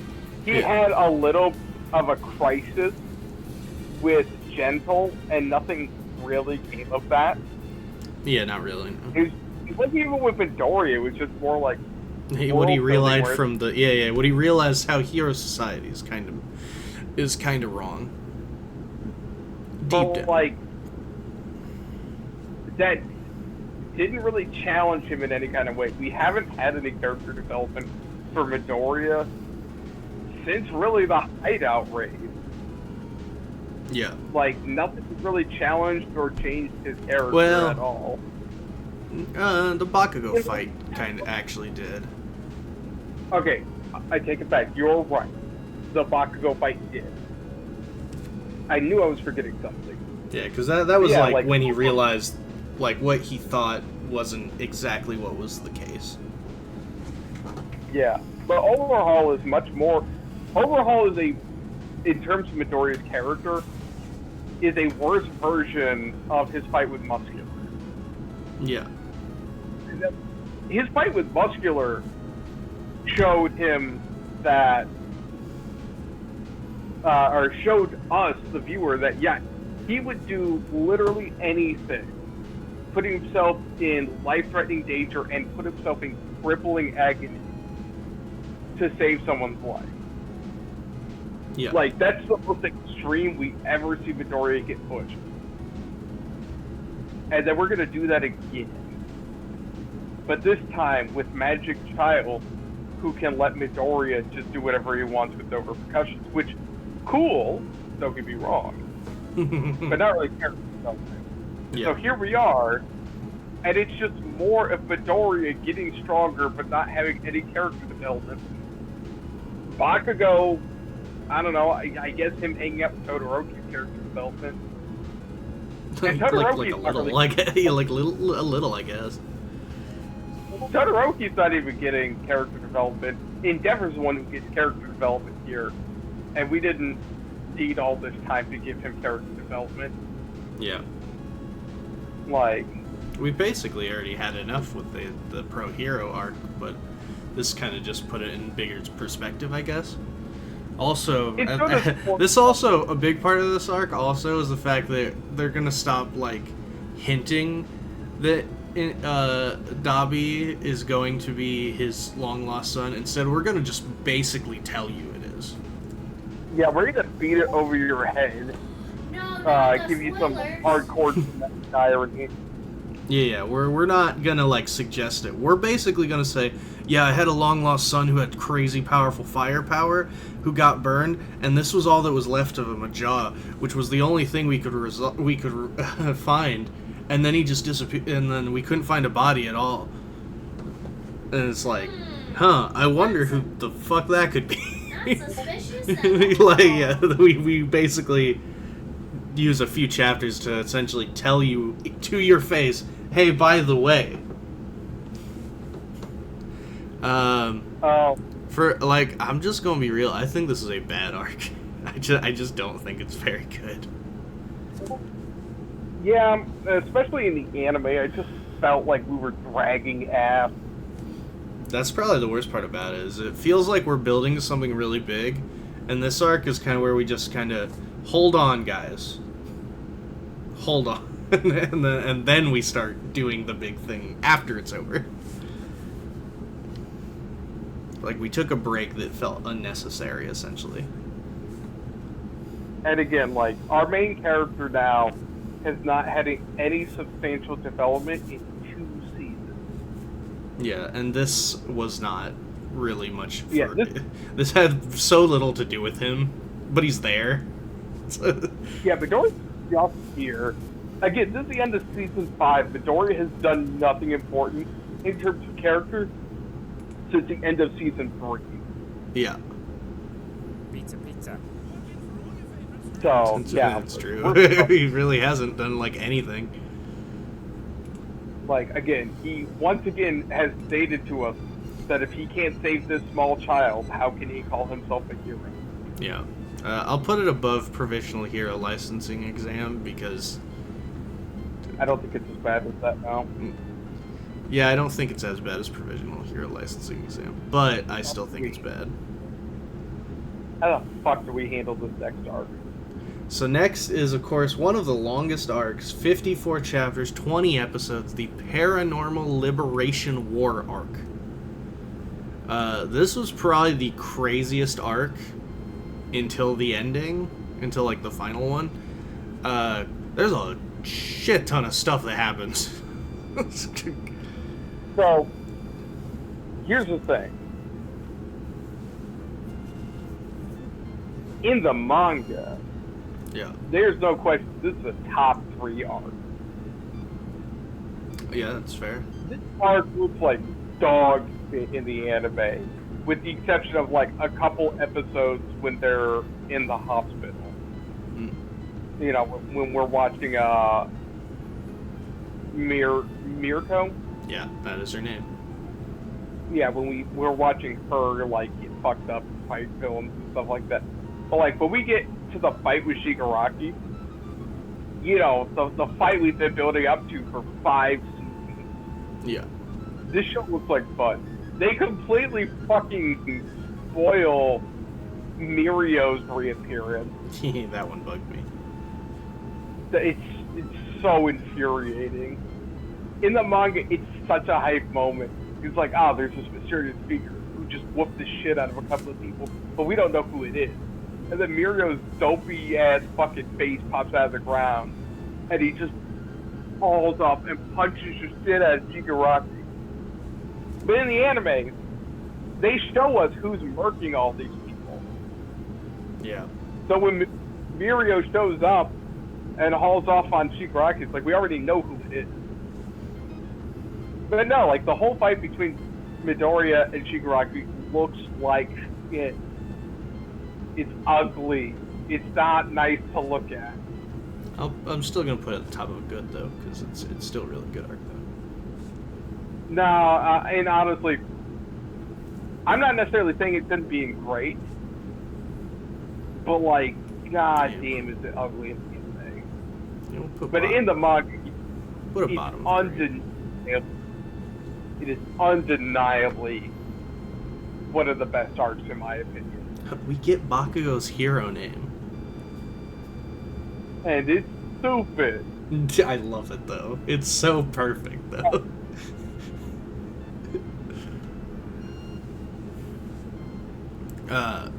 Next, they actually call it the wrong thing on this list, but that's okay. They call it the TARDIS Escapees, but this is actually the Dark Hero arc.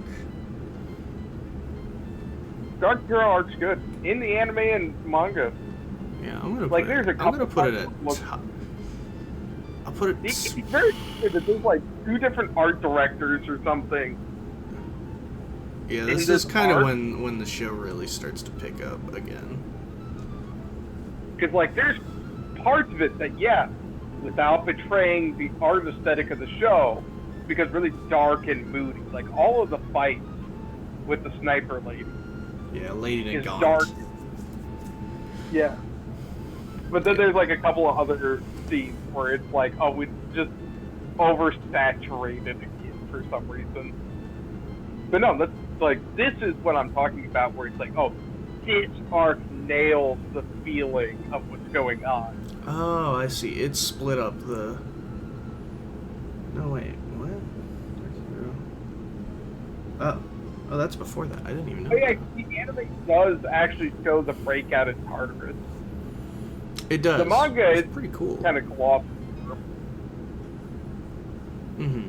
Like, not that it's not super important, but like, we're told what happens. We're not shown what happens. I don't necessarily prefer one way or the other. I think in the manga it's pretty powerful to just be like, here's this monumental thing that happened. Yeah. But in the anime, actually getting to see it, I don't think it's like that bad. No. Especially seeing All For One actually recruiting people was actually kind of a nice addition as well. Like, we see how he courts Lady Nagant to join. How he basically ignores Overhaul. I love how Overhaul basically gets shit on for the rest of the series. Yeah, which is kind of weird. I mean, he deserves it. I mean, more so than some of the other people in this show? He does skin a child. He did. Yeah, okay, yeah, that's a fair point. I kind of forgot about that for a I second. say his literal main goal was to slowly skin a child. You know, you're not wrong. It's like, I'd say this is a definitively good arc.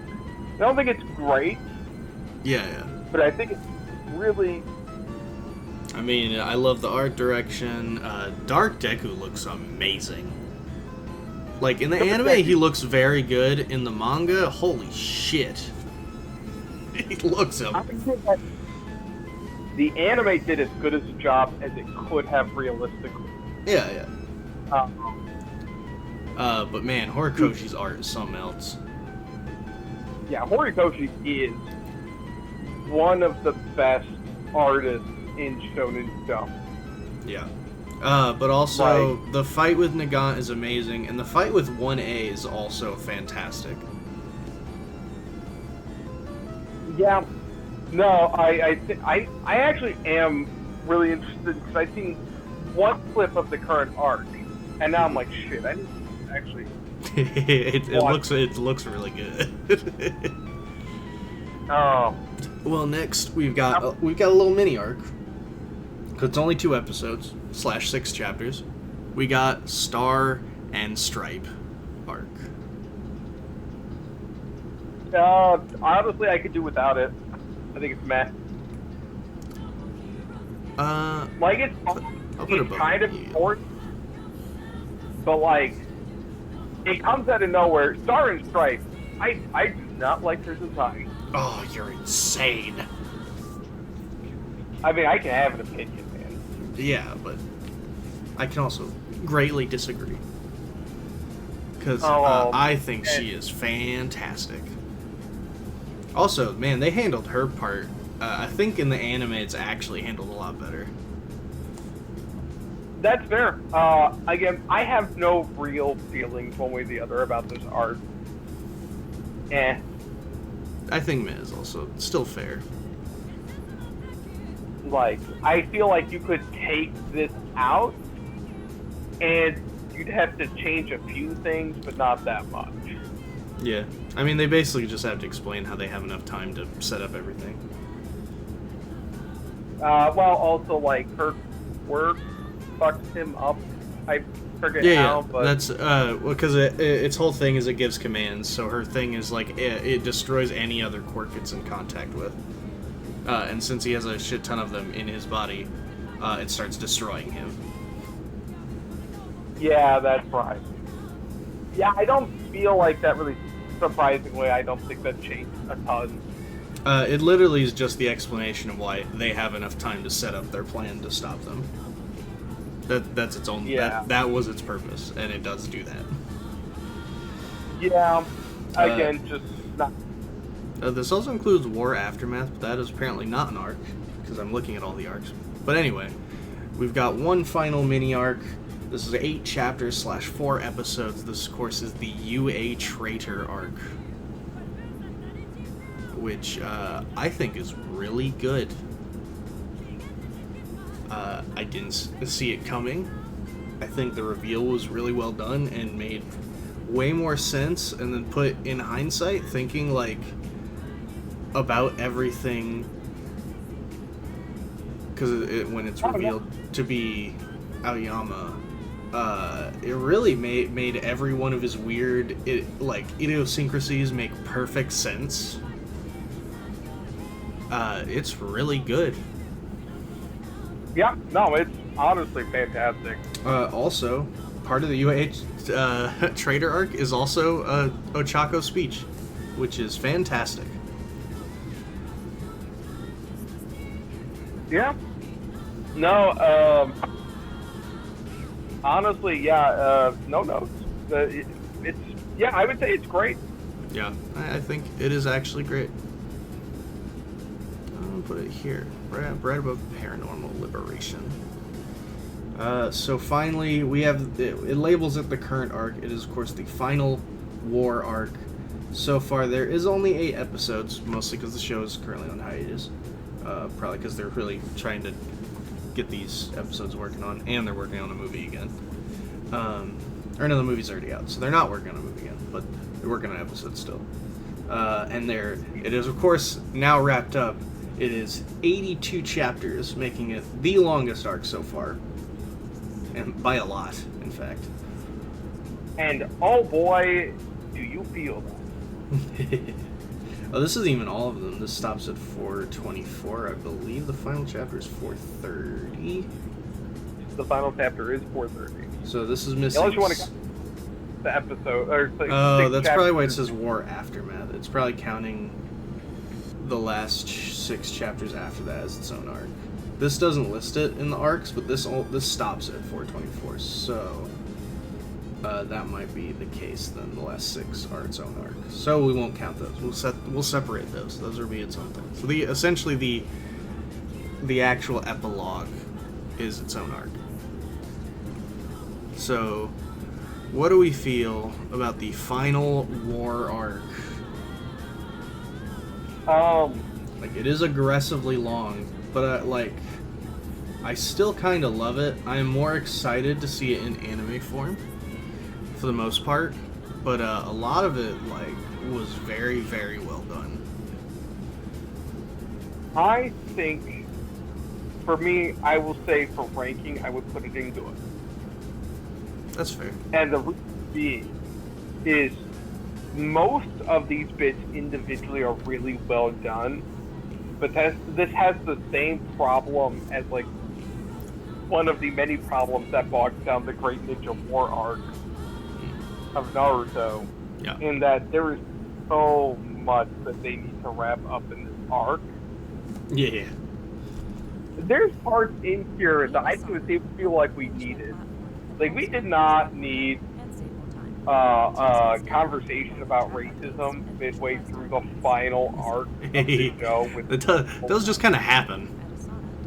Yeah, that's out of nowhere. Like, there's no build-up in this show for it. Like, us heteromorphics are treated differently.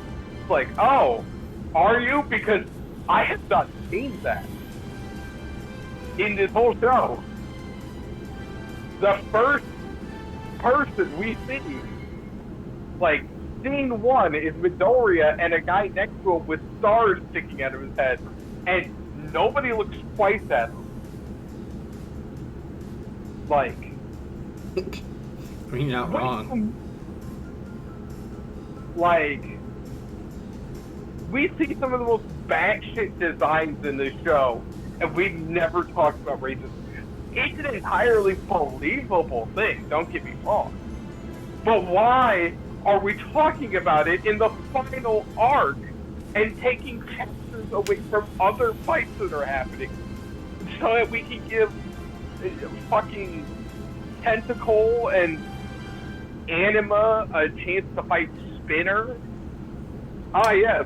2 characters in the Class 1A that I give no fucks about fighting the least interesting villain from the League of Villains, who they made less interesting by putting on steroids.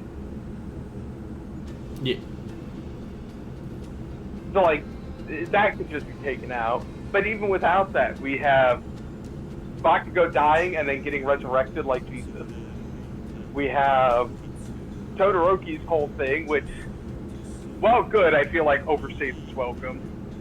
When he survived 4 times, it was getting kind of tiresome. Yeah. And then through all of this, Midoriya's fight with Shigaraki basically starts immediately. Then Midoriya gets teleported away, and then Midoriya comes back, and their fight starts. And then we cut away to fucking a PSA about racism and a few other things. Mm-hmm. And it feels like forever until we finally get back to the fight with Shigaraki. And at this point, we're not really having a fight. So, I'd say it's got a lot of really good moments that wrap a lot of things up really well. Mm-hmm. But it's structurally a mess, and it's poorly paced. So, I would say it's good. Yeah, I can agree with that. You're not wrong either. Pacing's a bit all over the place. But all the individual moments are very, very good. That are sprinkled throughout. But then... Yeah. The whole Endeavor family thing is great. Love that. I don't know how the fuck Dabi survives the show. I mean, he's not doing good. He's dying, he is actively dying. But he is alive. He's alive in stable condition, And that's the last GM. Stable is like, it's also a strong word in this case. But like, yeah, like that's the last. Here's the thing: it's basically like we're told he has cancer. That's kind of. It's like, all right, and then we don't see any more of him. But he likes Soba, and that's all that really matters. Yeah, That was also very cute. Yeah, it also felt really out of place, though. I thought it was great because if you remember, that's the first thing Deku asks him to get Todoroki to open up to him, and he says his favorite food is soba. You know, that's fair. I didn't think about that. Yeah, so it's because that's how Midori first got him to open up, so that's how he got to open up to his brother for the first time. He does also bring it up with Inase, because they have a, if I remember right, they have a thing about, like, hot versus cold soba. Oh, maybe that is a thing with Todoroki. That's how he makes friends. So he opens up with the food thing. I mean, maybe he picked it up from Midoriya. Yeah, that's what I'm saying. So see, yeah, there's some character there too. Yeah, it's just kind of weird. Yeah, it's kind of nice that we get that little bit of, because I mean, Dabi never knew Todoroki. No, he sure as hell did not. Well, since we're already talking about it, we'll have to. We're already talking about War Aftermath stuff. Anyway.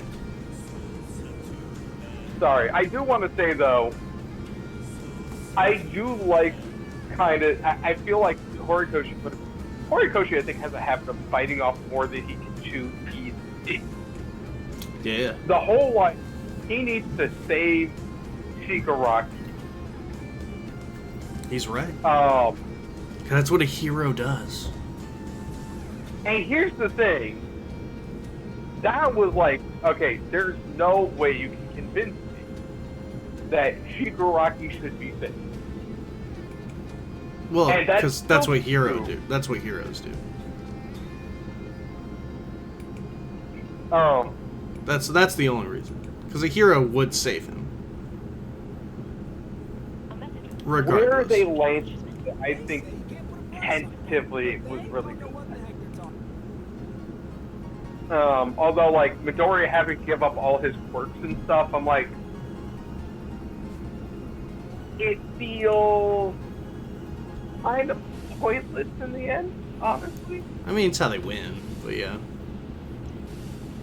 Yeah, but I mean, like, Midoriya had to give up his power, and yeah, in the context of the story, he goes years without his power. I would say, he does literally seem to live, like, a good chunk of his life just without powers for about 8 years. Yeah. But in the context of us, like, that's like, the reader. I lost my powers, and that does suck, but I did the right thing. You want some fucking super suit? I mean, the best part about that is the fact that All Might crushes the end sign to do that. Yeah. But where do we think War Aftermath goes? I would say also good. I think it's good. I don't. The only reason I'm not putting it in great is because I can't think of something that I'm like, damn, that got me. Yeah. Funny enough, I love the ending. I love that whole Final War stuff. The thing that got me the most was actually Oda's drawing for Horikoshi. Yeah, honestly, and I didn't know the context when I saw that. Yep. No, that's really. I mean, honestly, that probably crippled Horikoshi when he saw it. Oh yeah, he was probably very happy. He probably cried. Let's be honest. He probably did. Like, this is a guy who he looked up to as a kid and became a peer of as an adult. Mm-hmm. And dude kept this fan drawing around for years. Who knows if Horikoshi knew that? And then, the dude's dealing with the emotional aftermath of, nearly 10 years of work finally being over. And, more or less nailing the land. Like, it's not the best ending, but it's solid. But yeah, and then my hero recreated a piece of art I made for him more than 20 years ago Yeah. as a send off to my series, which is wild.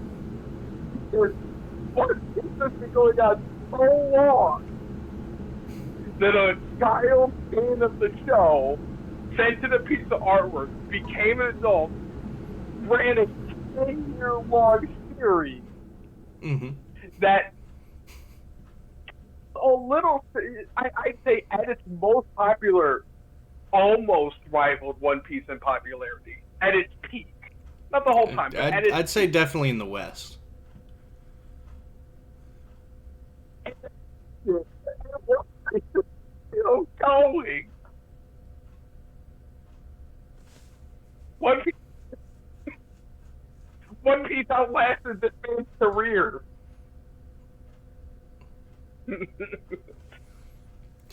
One Piece is 5 times a bigger part of world history than the Confederacy. I mean, you're right.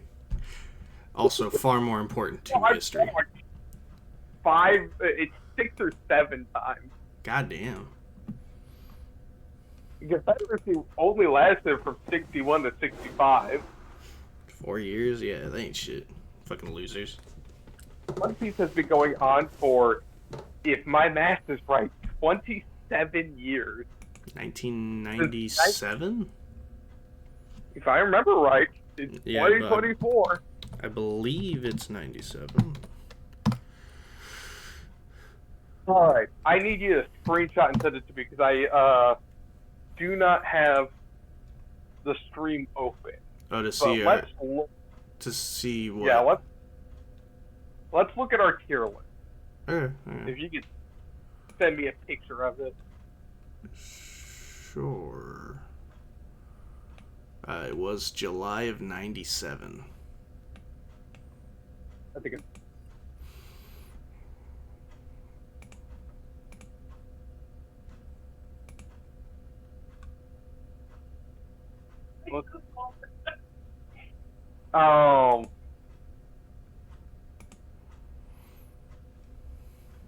But yeah. No, I think as a whole, break My Hero down into the 3-act structure that Horikoshi intended it to be. Beginning, middle, end. Like part 1, part 2, part 3. Mm-hmm. Part 1 is undeniably the best. Yeah. Yeah, that was the hero rising. No, that's the villain rising of the second one. Part 1 is... because it's part 3 is called Final. God damn it, I just had this stuff up. I gotta re-pull it up.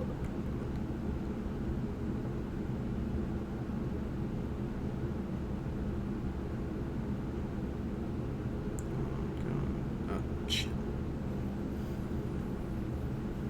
It's the UA Beginnings, then it's Villains Rising, and then it's the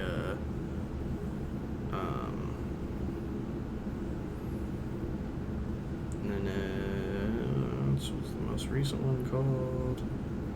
The Final Act.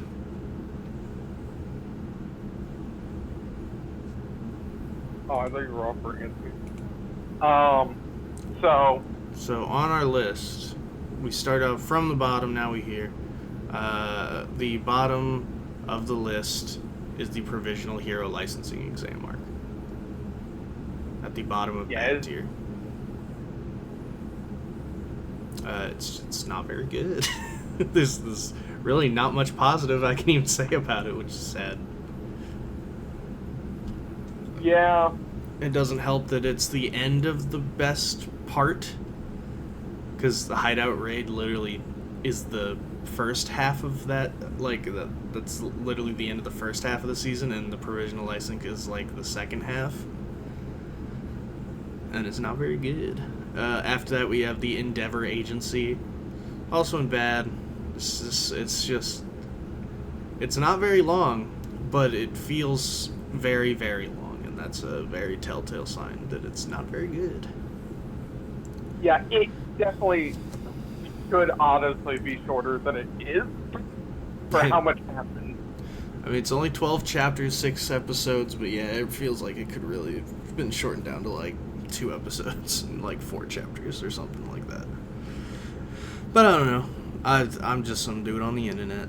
I don't know nothing. Then we got our meh tier, which we have at the bottom, the remedial course. It's cute, but there's not really much to it.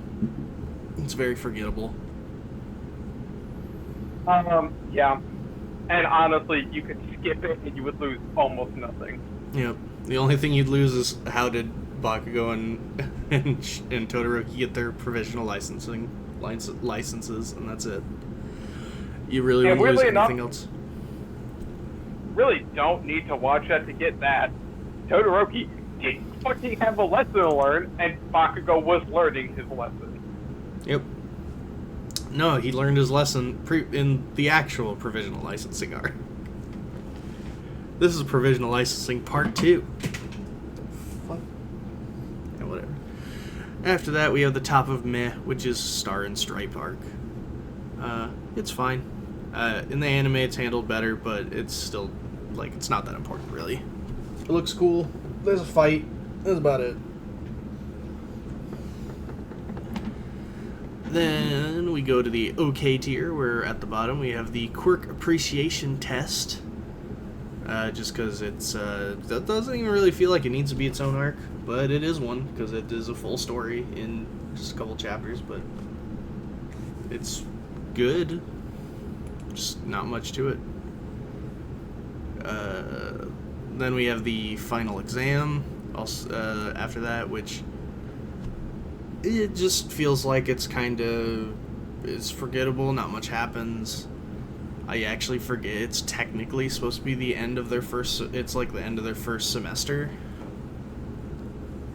Which is why they even point out they should be second years already, but because of villain stuff, they're not. Because all their stuff gets delayed. Yeah. And then at the top of OK, we have My Villain Academia, which point out it's mostly just because of the anime version. They would eventually, I think, learn their lesson, at least. Yeah. But manga version, very good. It's pretty much it. Honestly, I don't even have much to say about it, even from the manga perspective, other than it looks a lot better, so it feels a lot better. And then finally we get to good tier, at the bottom of which we have the joint training. It's just, like, again, this was kind of a case where the manga, the action was not done very well because it was hard to tell what was going on, and not a lot story relevant happens. Like, a little does, but not a ton. There's one really important, well, I'd say, a couple small character things and one really big narrative thing. But all in all, there's not any through line. Yeah. There's no like complete story in that arc. It's more just that like we're having some fun action to like kind of cool off, and in the meantime we're gonna give some little character stuff just to kind of hold you over for the actual plot later. Yeah. Then we've got the UA School Festival. It's mostly just because it's pretty fun. Again, not a lot happens. There's some cute moments with Eri. The whole plot is not really taken that seriously, and it's a nice way to calm down after the very big overhaul arc. And there's not really much else to say. Oh, and Gentle and La Brava are great. In fact, their return in the parts that will come later is fantastic. Yeah. Then we have the Shie Saikai. It's probably the first like major arc.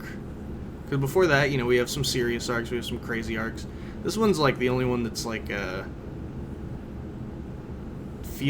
guess it really feels like a very true shonen arc, I suppose. Like, we have build-up, we have training arc stuff, and then we go into, like, a like a dungeon style, like, we go through this, like, underground thing, fight a bunch of goons, and then fight the final boss.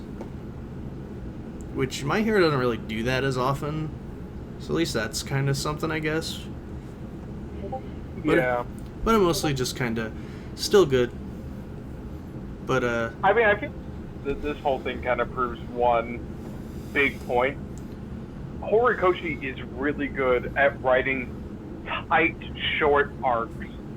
But if it starts pumping over like 30 chapters, like, oh man, that's going to be a structural mess. So, like, so many arcs are really weighed down just by how long they are. And not because they're just long, but because their length starts creating problems in pacing and structure. But, yeah. So let's cut through the rest of these real quick. Yep. Battle Trial, it's good, and there's cool fights. Unfortunately, there's only like one big one, and the rest just kind of happen, which is why it's only in good. The Aftermath, it's just a good little epilogue. Not really much negative to say, not much that's overly great about it, which is why it's just good. It's everything I could have asked for, and that's fine.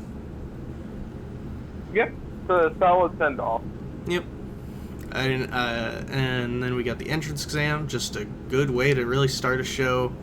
Very little complaints. Nothing like insane, but like enough to say, yeah, this is a good show, I'll keep watching. It is honestly nice that we put the beginning and the end next to each other. Yeah, we did. Then we have the current arc, the final war arc, which, yeah, it would be higher if it wasn't so much. Like, there's just a ton that happens here, and it gets very muddled here and there, but overall still good, because there's a lot of amazing moments, and then there's a lot of these early 90s PSA about racism. Not what to treat others poorly because the color of their skin. Yeah, it's wrong, from what I hear. We got a family hugging themselves to death over you. This isn't the time. Like, hey, there's just a lot going on. There is so much stuff happening. But I think the anime will do a lot of it a bit better, and I'm sure they'll condense it way more as well, since they've done it with basically every other arc too. Then we got the Tartarus Escape, which is specifically the Dark Deku arc, which is just really good. It's like, it's a very big tonal shift. We get actual development for Deku that makes tons of sense. The emotional pressure he's constantly put on himself and everyone else, and especially All Might puts on him, finally making him crack. And then him basically trying to be a one-man assassin to take down All For One, and everyone telling him, bro, chill, is actually great. Daddy, chill. But we're only putting top of good just because, you know what, I'm changing my mind. I'm putting bottom of great because I think it deserves to be there. Yeah, no, that's fair. Because in hindsight, you know what, I think bottom of great because I don't really have any complaints about it. So I think it's at least great. Next great, Paranormal Liberation War. Yeah, again, just too much. Look ugly as fuck. Yeah, the anime doesn't look great. There's a lot that's going down. The action is pretty good still. There's a lot of moments in there. And I love that art. It's just ugly in the anime. That's my biggest criticism. Yeah. It's rough looking at it, and it's just infuriating. Again, although Horikoshi's not the best at like coordinating action scenes, he does know how to fucking draw. Sure does. Then we have the UA Trader. What's up? Even just looking at the book covers on here, God, they're so good. The UA Trader, just great. It's short, sweet, to the point. It's honestly gives so much to a character that I felt nothing, really just not much of anything towards, and now see him as a completely different character. Plus, we get some great moments from some of the other cast members too, and show their solidarity as like essentially a found family. Without, they didn't lose their family, but it's when you have a class like that, it is a found family kind of setup. Yeah. Then we got the Pro Hero. This was basically, your Endeavor redemption, where, yeah, he's redeemed, but he's not. He's still not great, but like he shows what he can do. He proves himself, wants to put his doubters to rest, and nearly dies doing it. And both the manga and anime handled it very, very well. Also, we get to meet Hawks in this arc, and Hawks is fantastic. Especially in the dub, because Zeno Robinson is so good. I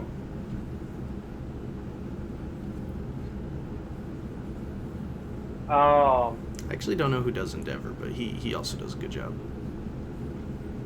I can't remember. I just think the dub cast overall is pretty solid. Yeah, absolutely. Not really I would actually say Deku's one of the weaker links, and yeah, most people feel Deku and Shigaraki are better in Japanese. Though I do still love Justin Briner and Eric Vale. Yeah, absolutely. Also, Bakugo and dub I love so much. Clifford Chapman is so good. Look, here's the thing: Bakugo and All Might are just stellar in English.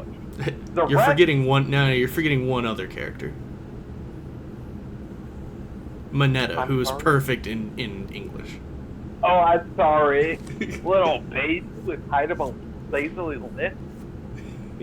He's just so much more unlikable when he's in English. Like, I'll be honest with you.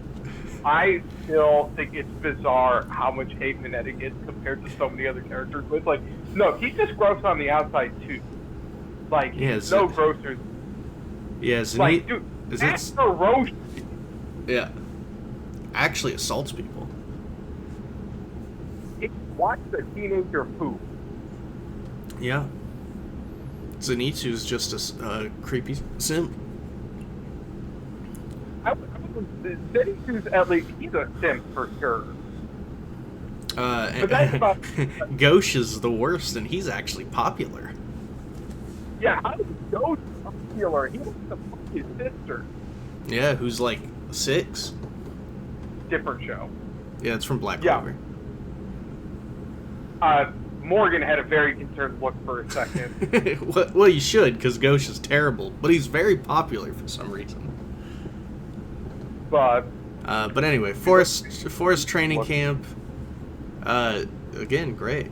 Also, the first time we really see the heroes actually fail, which we didn't really talk about. Forest Training Camp is great. Yeah, goated. Fantastic action. We get a lot of story, character development, and yeah, this is the first time we ever see the good guys completely fail. They just do not succeed. It's also the first time we've seen Midoriya tell himself, if I can't save this small child, I can't call myself a hero. Yeah, it's the first of what would become essentially his catchphrase. Like, yeah. Then we got the Versus Hero Killer. I mean, there's just so much good in Versus Hero Killer. It's kind of hard to break down each individual bits. It's just really, really good. Yeah. And that's coming from someone who actively doesn't like Stain. I do not like Stain, but yeah, I had no pushback on that, considering I know you don't like Stain as what you call it, like in anime Seth MacFarlane thing. Oh, yeah, Seth MacFarlane. he's anime Family Guy. Todd McFarlane. Yeah, he's essentially like a Todd McFarlane character, like Spawn, or the like Violator or something like he looks straight out of a '90s comic, which is clearly, I think, is very much intentional. Fucking Stain's just there. Yeah, and his name is Whoa, wait. Stain. He's powers based on drinking blood, and Yeah. he only uses jagged blades and knives. Yeah. He has no nose. Yeah. Those noses.